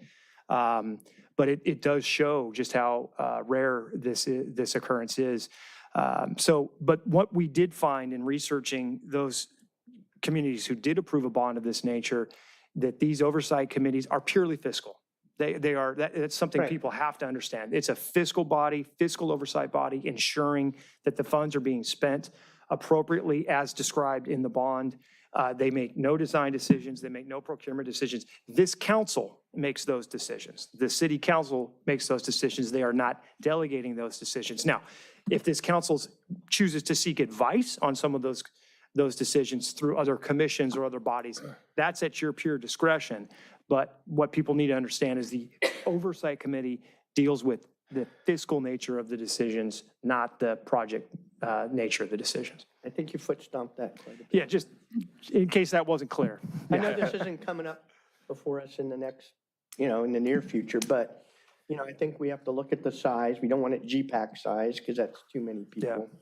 And I wonder if the treasurer should have an appointee too. We're not deciding that tonight, but, he's certainly has a dog in the fight. Fortunately, this, Should be 5 or 7 or something like that yeah, usually. the council has a lot of good experience in forming committees of late, so Maybe a few just borrow resos to the draw same from. rules as the charter review committee, right? Like everybody gets 2 picks. That's pretty many. One's an active delegate and one's an alternate. I would look towards what the school district's done. They've done it 3 times already now. It's a good model. They did it for the first measure in 2000, what year was it? 2000, then 2008, then 2012. There's precedent here. It's very simple. I think that's good advice. Yeah, we've considered the Since same there's thing. not many municipalities, we should look at. It makes perfect Very sense. simple. We've thought the same, and we'll bring that back. I didn't General mean to ti- beat this one. Each person could have a choice. Let's bring both and all other options back. Simple. Yeah, we will. We'll get you options, and just general timeframe on this, probably kind of late spring, we'll be having this discussion. Our sense generally. It could be a different council. It could be, yeah. Generally speaking, we see the earliest issuance of bonds occurring this summer. So we'll need to have this group formed and kind of on point as we begin that formal process. Thank you. Excellent. And so staff recommendation for tonight is for council to receive and file the report and then provide us any input regarding these initial phases that we've talked about for Measure FP implementation. And so at this time, open it up for questions, and the whole team that's been working on this for the city is available to you. First off, thanks for jumping on this. One of my concerns was win this and then let it sit there for a while, but I appreciate jumping right into it. So I think you got some comments already, but we'll run the gamut now. Councilmember Barrett, looks like, I saw you waving out of the corner of my eye. Did you? Waving to say thank you to staff and everybody who worked on this. Yeah, it is a big deal because this was no gimme, and now we're getting it done, and staff's ahead of the curve, and the treasurer's involved, and public safety and public works and Public Safety Commission and everyone else. So I'm looking forward to it. Anyone else? Comments? Okay, can I get a motion to receive and file? Motion to receive and file. Second. Okay, we have a motion and a second. Anyone from the public wish to address this item? Anyone online? None. Okay, all for it? Aye. Okay, thank you very much. Nice slideshow format. I like it. Well, good use of the logo. Let's see, the next one is P1. So I am bringing back the appointment of Mary Drummer as our representative on the LA County West Vector Control Board of Trustees. We did open this up to the public right after the last meeting, 2 weeks ago, actually. And I had no applications. Just today, I had a late email saying someone was interested, but no application. And I'm reticent to continue kicking the can down the road. I'd ask the council to approve Ms. Drummer as our representative. I have talked with her. She's well qualified. You heard her speak at the last meeting, so. I'll make a motion to approve Mary Drummer as as your choice for the Vector Control District. Thank you. Do we have a second? Second. Okay, a motion to second. Any discussion? Anyone from the public wish to address this item? Anyone online? None. All for? Aye. Okay. So we're going to go to P3. That's the discussion and direction to staff regarding amendment of the employment agreement with our city manager. Are you able to broadcast? I'm going to find out right now. Right now.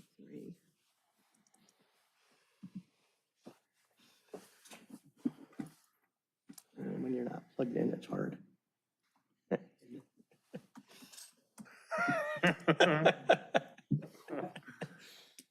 Could, Eleanor, could you try 3B? 3B? 3B. Oh, Blue, parent.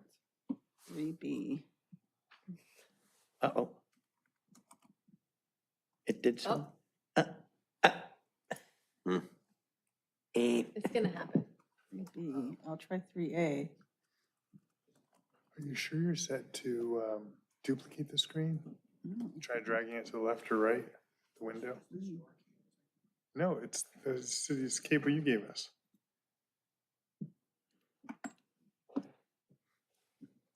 It's gotta be. Borrow my cable? Yeah, sure, let's try a different cable.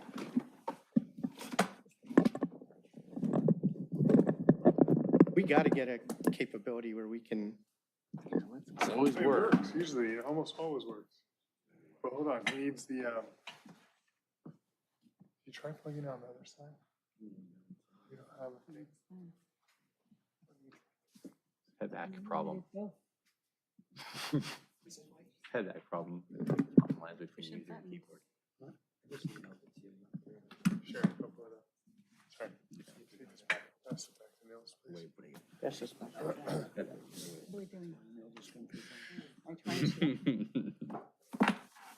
Not yet. The email takes a little bit. Can I get connected in the meantime?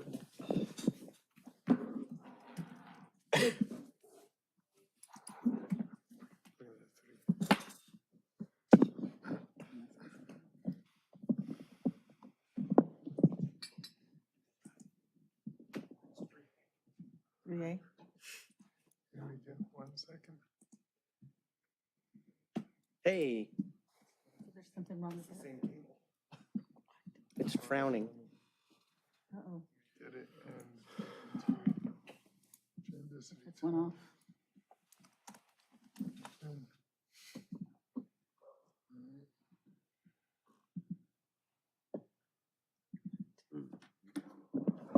That cable not Mayor. work? I got it, Mayor. Relax, guys. Just hold on.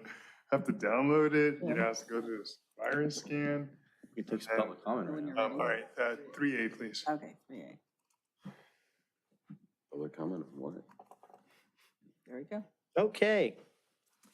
Thank you. So just to bring everyone up to speed, we had reviewed the city manager's performance in, what was it, May? I believe it was, and that was significantly late from our normal annual review. We said that we would come back to this in December, and so we formed a subcommittee, which was myself, Councilmember Barrett, and Councilmember Obaji. We, in closed session, discussed the review of performance. This is this part we have to do publicly. This is the salary change and the contract change associated with it. So back in the 2023 year-end review that happened late, we increased the salary of the city manager from about $265,000 to $280,000. That was in May 24. Then in closed session on December 10th, we formed a subcommittee I just discussed. And we have reviewed it. Our recommendations, this is kind of a bottom line up front.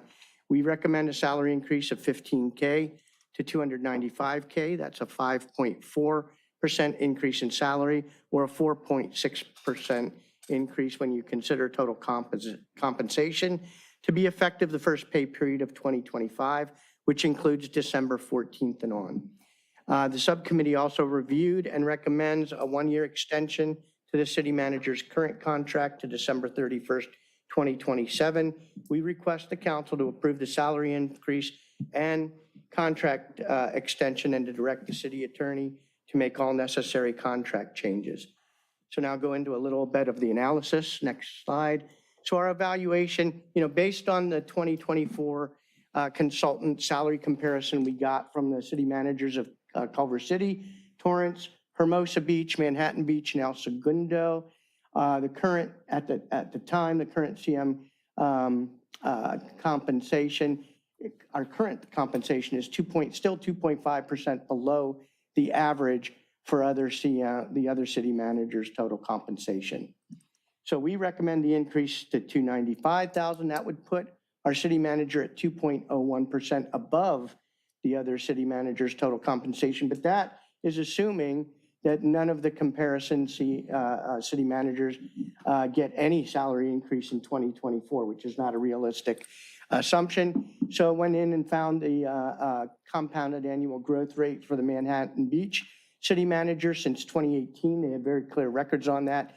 And depending on what I couldn't find was what date those actually occurred. So if it happened in the beginning of the year, it was a 3.17% CAGR.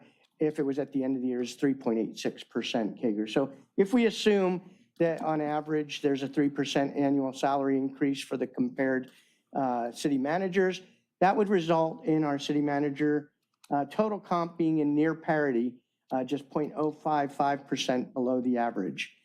This price increase is consistent with our other recent labor negotiations. So based on the market comparisons, the CM performance, which we discussed earlier, the subcommittee maintains the recommended increase is reasonable and well-deserved. And next slide. The fiscal impact of this is about $8,750 for this year, $15K for the next 2 fiscal years, and then 27, 28, the contract with the extension we're recommending would terminate about mid-year, so that's about $6,250. The total fiscal impact over all those years is $45K. So with that, open it up to the council for discussion. Councilmember Obaji. Thank you, Councilmember Barron. Thank you, Mayor Light, for working so hard on this, including the evaluation for the city manager. Mike Wazansky prepared a self-evaluation and in which he totaled the number of agenda items.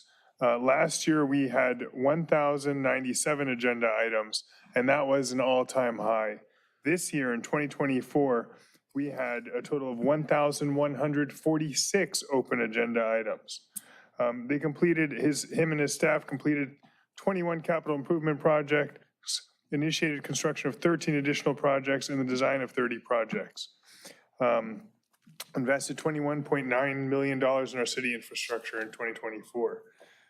He has 5, maybe 6 bosses. We came out here late, at 6:15 or so, because for half an hour, he heard a critique about every little possible thing that could have been improved or better. And this council demands and expects, not expects, but demands perfection out of Mr. Wazansky. And, he's up to the task. Like, we think he's doing a great job because with all that he's got to cover, he is doing a phenomenal job. And clearly, there is public confidence in our city. And I'll tell you, my number one reason for applauding our city manager and our public works department and our police and fire is just the responsiveness we get. This last week, we had paint that had dripped while they were repainting the lines on Carnegie. Called it into Public Works, boom, it's cleaned up within 48 hours. You have trash cans on Saturday. The regular trash guy for Artesia Boulevard is out sick or out on vacation. Somebody else is picking it up and missed a couple cans. On a Saturday, you get a response from Public Works saying, we're sending out Athens right now, or else one of our alternate guys would go back and do a second sweep. The customer service in the city is phenomenal right now. And that's one of the top reasons why I fully support this $15K increase. And you're seeing it in cities half our size. In Hermosa Beach, the city manager got like a $15,000 bonus on top of her raise. And she got the same bonus last year. So he's worth it. We want to keep him, retain him, show him appreciation for his hard work, reachable all the time. Great job, Mike, and thanks for sticking with us. Thank you. Anyone else on the council with? Councilmember Narenheim. Yeah, I don't think we should be tying the hands of the councils in front of us, because what if they want to add more? What if they add less, add different contract negotiation points? I mean, adding an extra contractual year at this point in time for us, especially with us here, elections coming up with two of us being gone, I don't want to tie the hands of a future council. And going back to the other slide, one further back, you said starting in 2025, but you had it in going backwards. Actually, one more. That's because of the pay periods.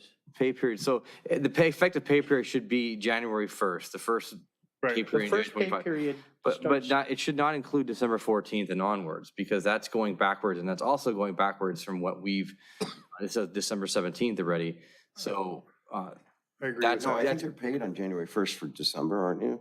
Or no? Or is no, it so going? moving forward from this January 1st pay period, or the new pay period, is fine, but going backwards now 3 days, we've made it a point on the council here, for many councils way before us, to not go backwards in pay increases, only going forward. So I would recommend it. I'd vote for keeping it for this next year, pay increase, and not go for the 1-year extension. But otherwise, I'm fine with that.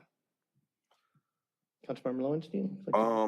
I'm fine with what you said about January. That's fine.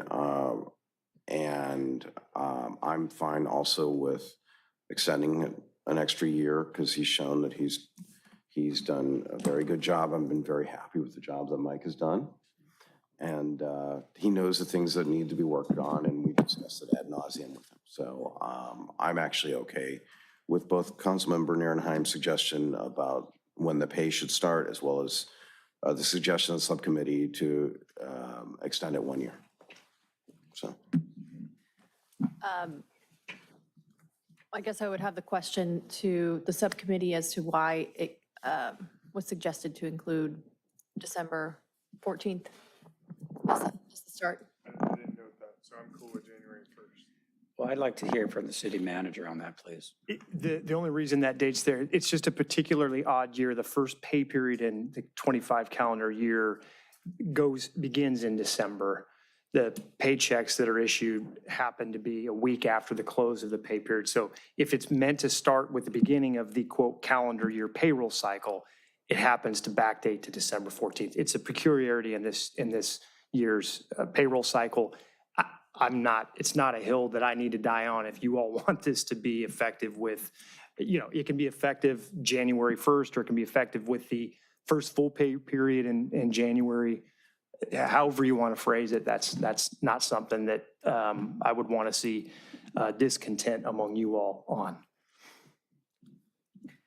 Yeah, I'll tell you, my thought was, go with a pay period, and 3 days in arrears. We're on the 20, we're on the 17th, and there's another week left in the year. Right. So that's why, I felt like the 14th was a good, Yeah, and I that see pay period is the appropriate one. I see the point where, when we have labor negotiations, if we have a hard policy of not backdating, it does help us to be consistent. We did that in May. Well, we're 6 months late, 5 months. That's true. That was based on our Yeah, That's true. So tardiness. I guess I would be comfortable with having it start January 1st and the subcommittee's 1-year extension as well. Go ahead, Council. One more thing I wanted to say for the public that I forgot to say is we have a full-time mayor right now, and a full-time mayor who doesn't have another full-time job. And he's active. He's on top of every issue. As he just noted, he took down all the comments that cannabis attorney made with the specific sections. He's detail-oriented, and I'm sure he's working the city manager hard, and the city manager is keeping up with him and getting great reviews from this very demanding, exacting mayor. So, but together, actually, I think they're combining to provide great value to the city, even though I disagree with the mayor a significant, a lot.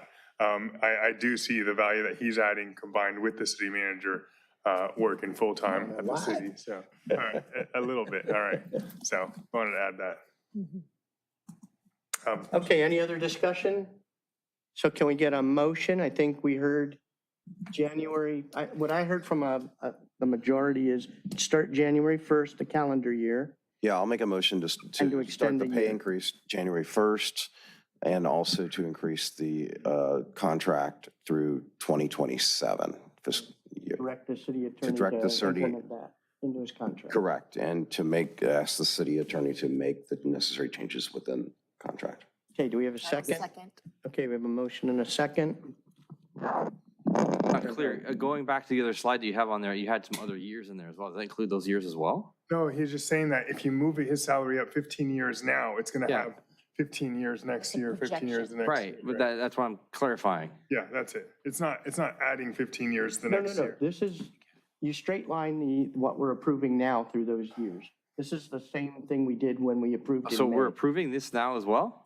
Those We're years? approving 15K as a salary change. This is what the impact would be in future project years. that through these next, Yeah. through the period of the contract, this is the total This fiscal. pay increase is only for, right, but For this next year, it's not like a, It's not compounding, no. yeah, not compounding. No, it's not Every year compounding. it's more No, and it's more. no, but that's Yeah. why it's This is straight 15 line. It's flat. Right, That's so why it's that's why I'm 15K and confused why the other years are in there. Okay. Because that's the format that has been used in the past. So I just stole from when you the. talk about employee groups, if you increase their pay 1%, It's totally different. Yeah, but that's essentially it. That's the same thing. I see what yeah, that's not explained very well. Okay, got it. It's explained perfectly, in my mind. In your mind. Okay, so we have a motion and a second. I'll open it up for public comment. Anyone? Anyone online? I have none. Okay. I'll do a roll call vote again. Councilmember Narenheim, Aye. Councilmember Lowenstein, Aye. Councilmember Kalajurovich, Aye. Councilmember Obaji, Aye. Councilmember Barrett. Aye. Okay. Well, thanks to the subcommittee and thanks to the council. Appreciate it, Mike.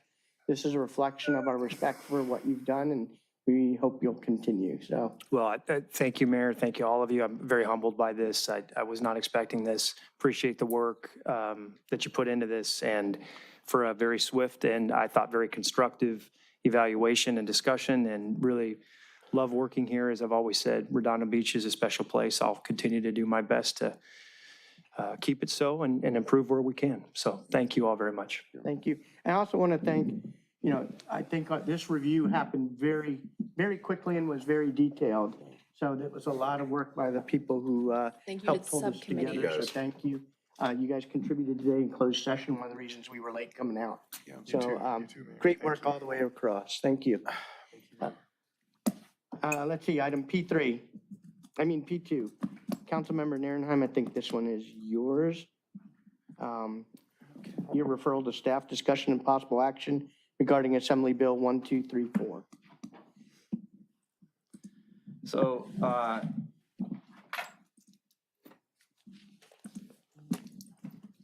yeah, the staff report was wrong. I'm not sure where some of that stuff came from.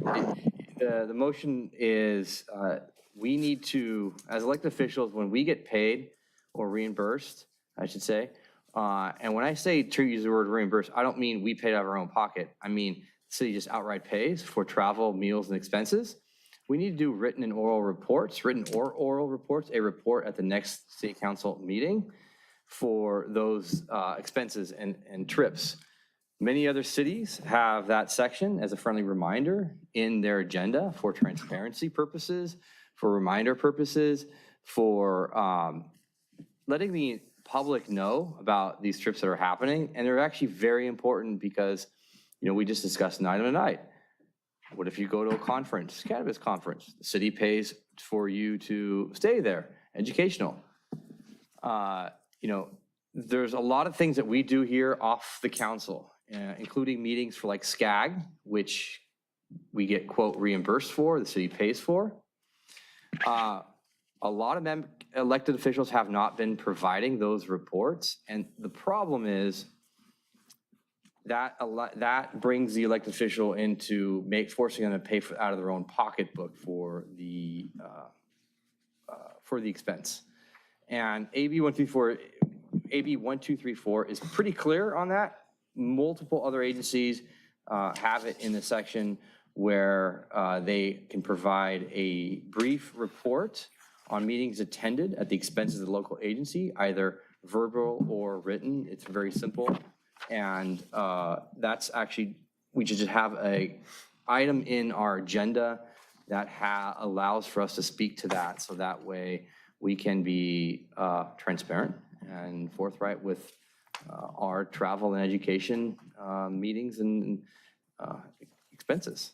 So that's why I bring it to the attention to the council, and just to get an action to move forward with putting that onto a section on the city council agenda. So Councilmember Narenheim, would you put it under D where we do presentations, proclamation, announcements? And just have it under that section where we do a verbal? Yeah, that's what Montebello does. A couple other jurisdictions do that, very beginning. Okay, and City Clerk, would that be easy to do on our agendas in the future? Yeah, we can put it, I mean, right now under D, it says presentation, proclamations, announcements. We can put a little slash. And you could add travel reports or. Right, or however, related to AB 1, 2, 3, 4, so. Yeah. It's specific. You can just write disclosures or something. Yeah. Reports under AB 1. Yeah. Yeah, Montebello had something really good, actually. Let me look it up real quick. You can provide it to me and I can. I'll get to you.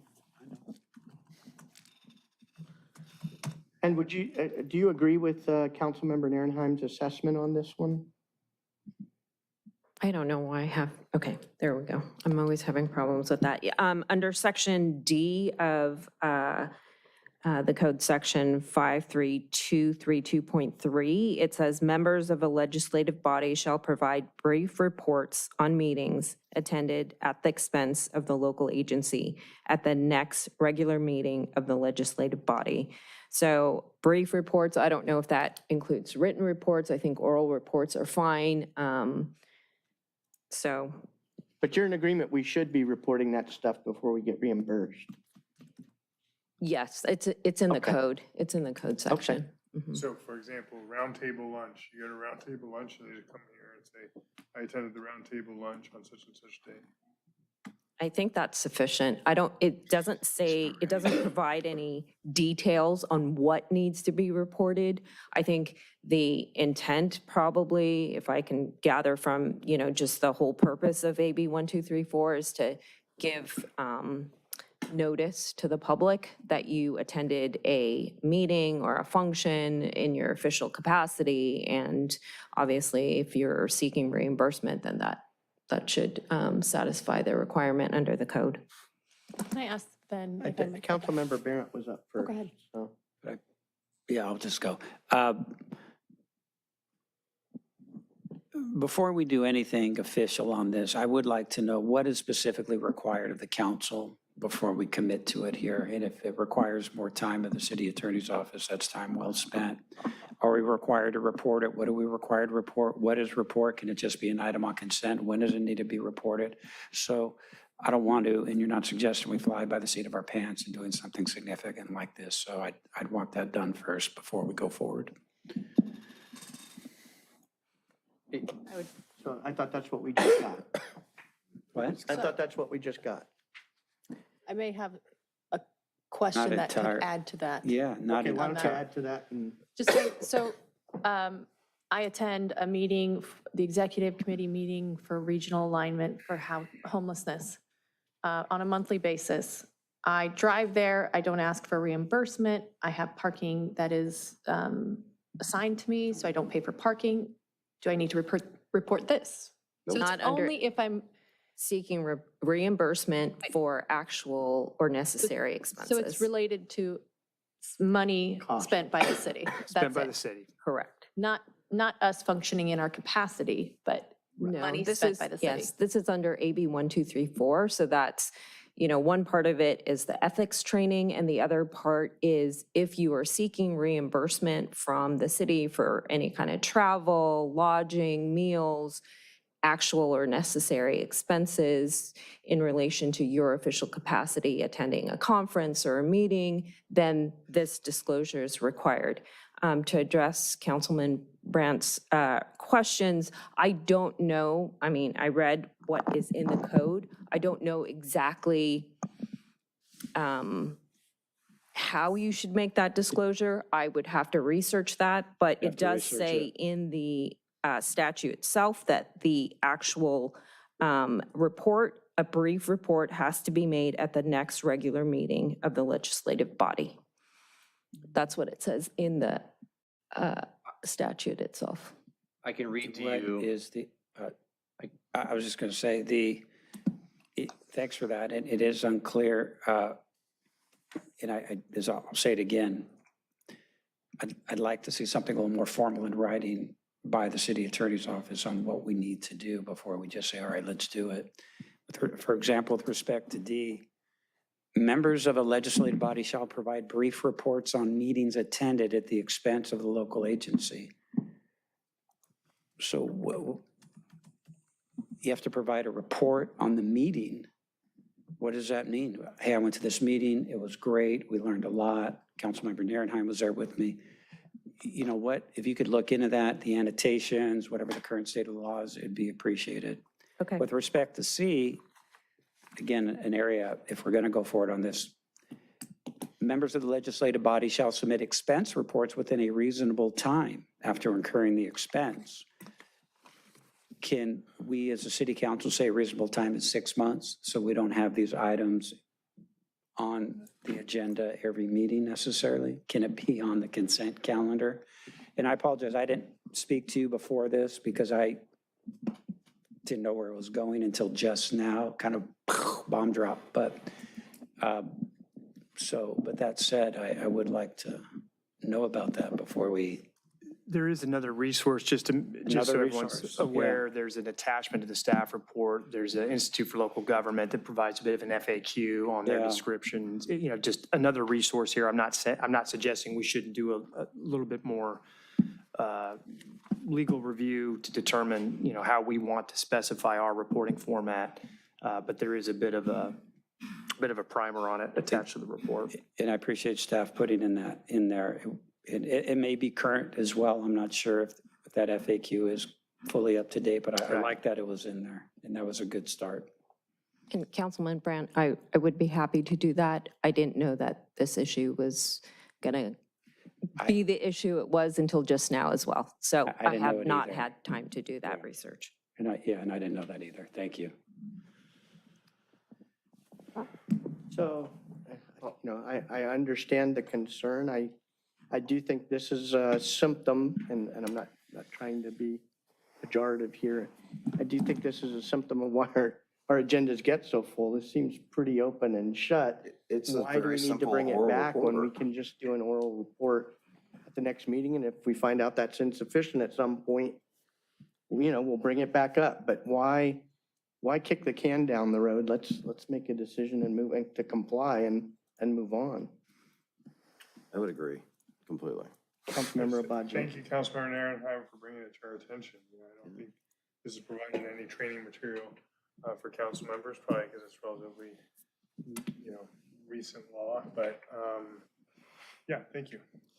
So I'll make a motion to have, borrowing from the City of Montebello, a section within the scope of the announcements, to have AB 1234 travel reports. Members will provide a brief report on meetings attended at the expense of the local agency as required by Government Code Section 53223.3, parentheses D, and have that on the agenda permanently. I'll second that. Make a friendly Be a amendment. subsection under announcements. Yeah, that's what you said announcements in section D. Yeah. Make a friendly amendment. Subject to review by the city attorney of what it is we're required to do. I'm all in favor of doing what we're required to do, but I'd like to know what it is. Absolutely. I'd rather have it on the agenda first, and then that way, if someone takes a trip, if it takes a month to get back for that review on the consent calendar, we can put that on the consent calendar, it's fine. That'd be fun, but have it part of the agenda first. That way, if anyone else takes a trip or an expense or has an expense before that time, we're covered. Maybe compromise as a substitute motion. We could have this motion, your motion, on consent calendar at our next meeting. And that would give you time to figure out, or us time to get an answer from the city attorney about what it is that we're required under this AB 1234. And if we all agree, then we approve consent calendar. And then going forward, it is, That's a fair compromise. I'm fine with that. then we don't have to discuss it again. It's just on consent. So the consent, I'll second that substitute motion if the consent item is direction to the city clerk to amend the agenda going forward to provide what he stated. Yes. Second. I just want to caution the council. I mean, things go slowly through the process because we overburden staff. And what are we prioritizing that the city attorney's office is already doing? We just unloaded a lot on the cannabis, cannabis issue on them. Yeah, we're trying to. We've got contracts for simple stuff like the boating school down in the harbor that hasn't had a contract for over 3 years, sitting there because we can't get review. It just seems, we just keep piling on stuff on. No, I agree, but I think, being that this kind of popped up and the context of whatever this agenda item was a surprise to some here, I don't think we need to commit to it tonight. I think that's unfair. So that's why I feel like the friendly compromise or my substitute motion would be a compromise between the two. I understand this. But it does require an agenda item on the consent and requires somebody to prepare that sheet with the direction specifically, so. I get it. So does this whole item. So. Well, we're violating the law right now. We're by not reporting it. Well, unless you take the position that charter cities it doesn't apply, which It does apply. there are some that argue that it doesn't apply to charter cities. I'm not suggesting that we take that approach, but Not apply to charter cities in the first instance? there are some that argue that. I'm going to withdraw the second because I think it's just the easiest, most efficient to put it on our agendas. Yes. And then we can take it off if we realize we don't need to comply or else we don't need the reminder or whatever. So. All right. Yeah. Guys.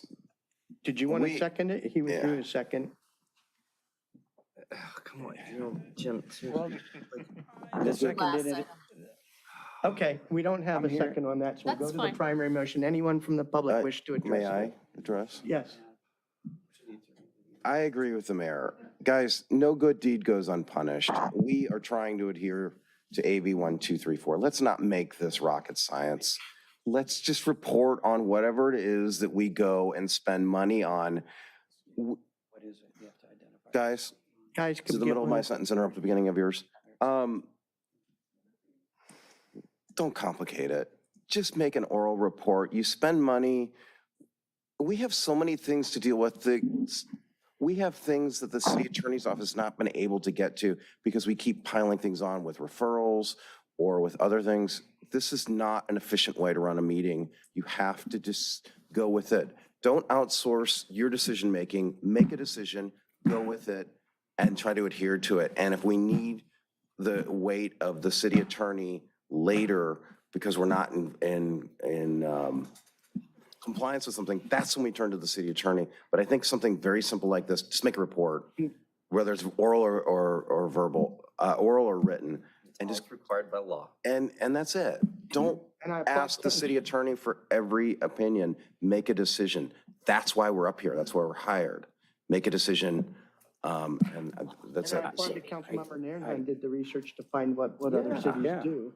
So we have examples that we're modeling. And I got to say, I agree with Councilmember Lowenstein. Make a decision. Let's make a decision, but not outsource. Yeah. We don't have to ask the city attorney. And I'll yield it back to you. So decision one, identify a reasonable time within which a request for reimbursement must be submitted. What's your decision on the reasonable time? what's that? Reasonable amount of time? Let's decide. No, you're overcomplicating this again. You're going a wrong step. Before an expense report can be filled out and be gotten at the next council meeting, the first council meeting that the expense is taken, it has to be a written or oral report. I can read the section for you. No, it's okay. I think we get it. Yes. Okay, then I would And agree with what you then said. you can move forward to the other parts. By not doing that or not even doing a written or oral report, you're in complete violation, and then you have to pay out of your own pocket, and it pays civil fines or municipal fines as well. So it's very simple. Let's not overcomplicate it. That was the question, though. I think we're all in agreement. We should be reporting all of these things. I think it was, what is the reasonable amount of time for you to It's the submit next, the report? it's the Fine. next council Read meeting. every law It's in the the book. next council meeting. And if you're Next not, meeting from when you filed your No, claim or from when you incur the took- expense, you go on incurred a the trip, expense? it's the next regular council meeting. Yeah, Or but regular the meeting. point is, what's the reasonable time to file your? That is up to the expense agency to report? define in That's AB it, 124 that's in our, and compliance. That's that's separate, in it's our done. APP. It's And, done. and candidly, the next meeting following wherever the expenses occurred, our natural process is such that your reimbursement will not be processed and returned to you until much after that meeting, because as you all know, every warrant that includes a reimbursement check for such an expense has to be put on the future payroll demands. That does not happen in a single week's time. So you don't have to worry about the reporting lagging the actual reimbursement. That will not happen in our system. Okay, got it. Okay, public comment. Leslie, looks like you're raring to speak on this one. Yes, raring to speak on this. Good evening, Mayor, Council, Leslie Campeggi, Redondo Beach. Number one, it's the law, so let's just comply with the law. Number two, a verbal report is pretty simple to make. Number three, after you've made the verbal report, fill out your expense report if you want to or don't. But you've reported it, so you can fill out your expense report at your leisure, but maybe not for 90-day time period, whatever it is that you decide. It just is silly to keep talking about it and talking about it and talking about it when it is so simple. It is the law. So that should be, your decision is to comply with the law. Thanks. Thank you. Anyone else from the public? I'll make a motion to extend 5 minutes for that one. no special. No special. I'm buying time to be civil. Austin Carmichael, District 5. Stop. I think I agree with the denominator. It's not that deep. I believe that the infrastructure is already in place. City manager made a great point.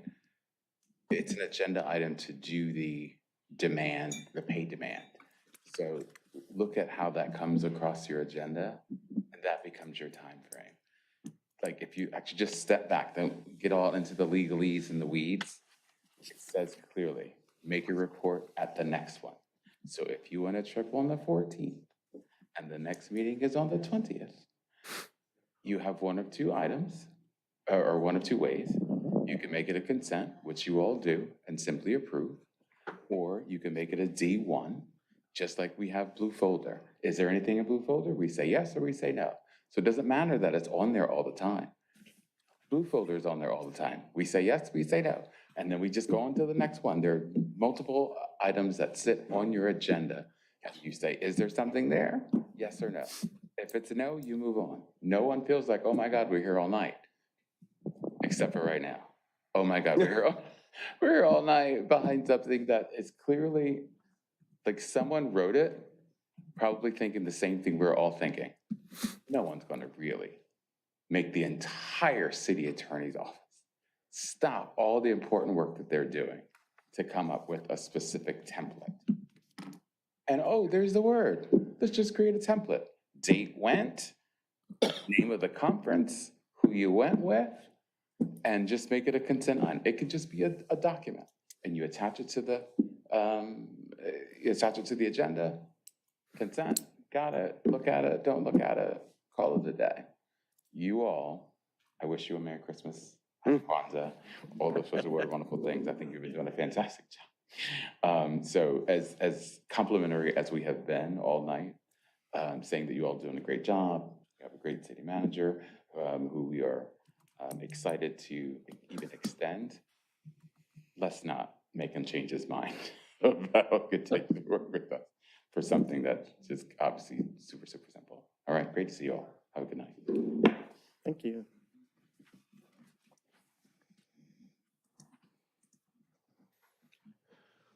Hello, Wayne Craig, resident of District 1. I had to walk up to show my sweater off again. I think it's pretty simple. Just like at the very beginning of the meetings, you announce what you did or what's going on, or attaboy, thank you for the carnival, thank you for the big meeting, I went to a great this or that. This lets the public know what you're doing behind the scenes. Think about that. A lot of people always complain, gee, what's my council member doing? What are they not doing?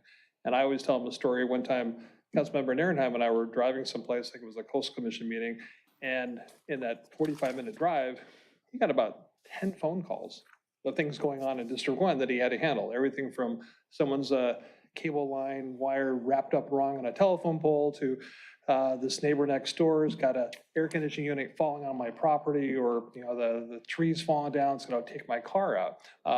It's important that, I think your constituents know what's going on. It sounds pretty simple. Hey, I went to an event about underwater, drought tolerant planting or something like that, and how to save water. Pretty easy to do. I went to it, boom, learned something, and we're gonna bring it up. I went with Councilmember X and Z and whatever. I don't know, pretty easy. And it also lets your constituent know that you're doing a lot of other stuff, not just hanging out here on Tuesday nights. Thank you. Thank you. Anyone else? Anyone online? None. Okay, we have a motion and a second to put it on item D on every agenda. To report the 1, 2, 3, 4 expenses and what the conference was we went to, or what the expense was. So with that, all for? Aye. All opposed? No at this time. Okay, 4 to 1.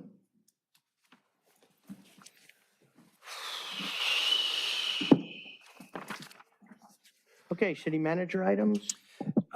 Just another reminder to the community that we are going to be closed beginning next Monday, the 23rd. And we will be reopening City Hall on, I believe it's Thursday, January 2nd. So if you have building permits or other city business that is time sensitive, please get down here by the end of the day Friday. It is a full 5-day work week. And then we will have the holiday closure and be back on the 2nd. So just do what you can to conduct business this week. There will be inspections in certain instances occurring over the break. Of course, police, fire, public works will maintain operations as appropriate. But reminder to the community, happy holidays.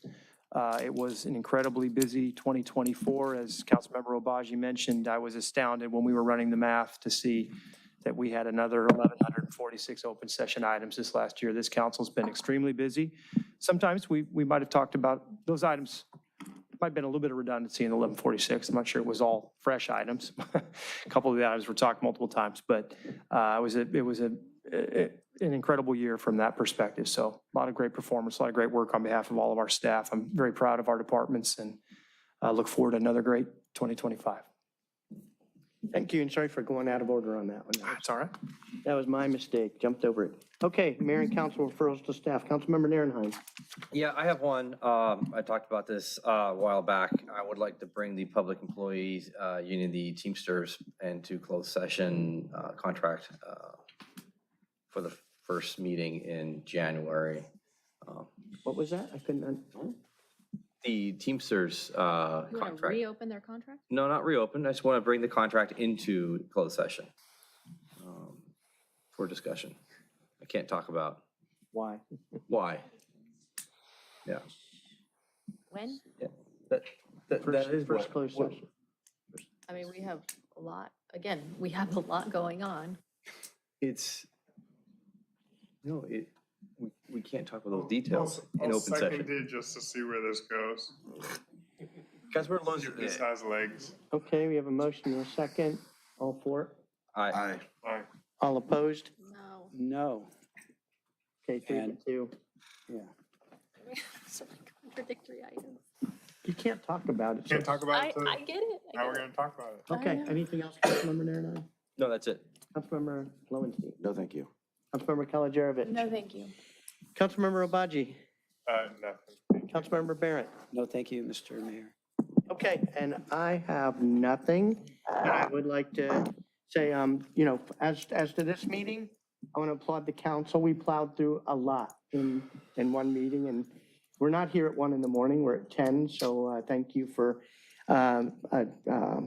moving the ball forward in an expeditious manner. And we even started late because we had some important items in closed session, which I'm pleased that we got through.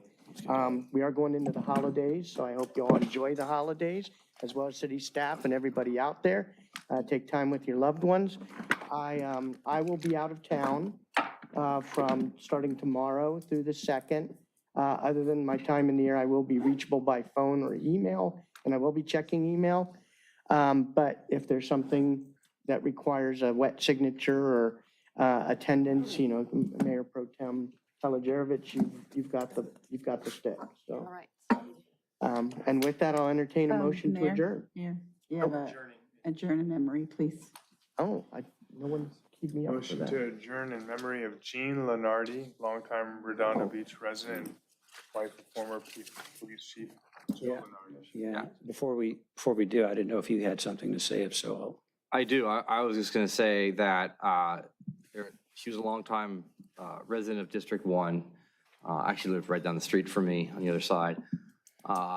And I actually found out about this through a neighbor, and I saw the fire department show up a few weeks ago, and there's just so many good words to said about this couple, and Joe's done such a tremendous job for the city. And she was always there for him on so many personal walks and hikes. To have an employee that's lived in the city and worked for this long, and to have that family here is a big deal. So I really want to, condolences, and it was sudden, and yeah. And Chris was a student member of the school board, so my condolences go out to the Leonardi family, all of them. So, And I agree with all of that. And, she was young. She was in her 60s. Yeah. So, Yeah. yeah. And I did do a little looking into Jean and read up on her. And one thing that resonated with me was this, if I could, Mayor. Jean's first exposure to public service was in 1972 on a presidential campaign, where she worked as an advanced team reader, whose job it was to research the community and the specific voter concerns unique to each city. This experience solidified her lifelong interest in government affairs and her commitment to help others. She understood the power of knowledge and therefore sought to research and consider all sides of the issue, keeping an open mind before making decisions. And I think that's exactly what we try to do here on this dais, this body. Research, consider all sides, and keep an open mind. So it was kind of special to hear that. Thank you, Mayor. Thank you. Good words. So with that, I'll entertain a motion to adjourn in memory of Jean Leonardi. Already moved. And Already seconded? seconded, yeah. Okay, all for it? Aye. Okay, thank you. Have a happy holidays.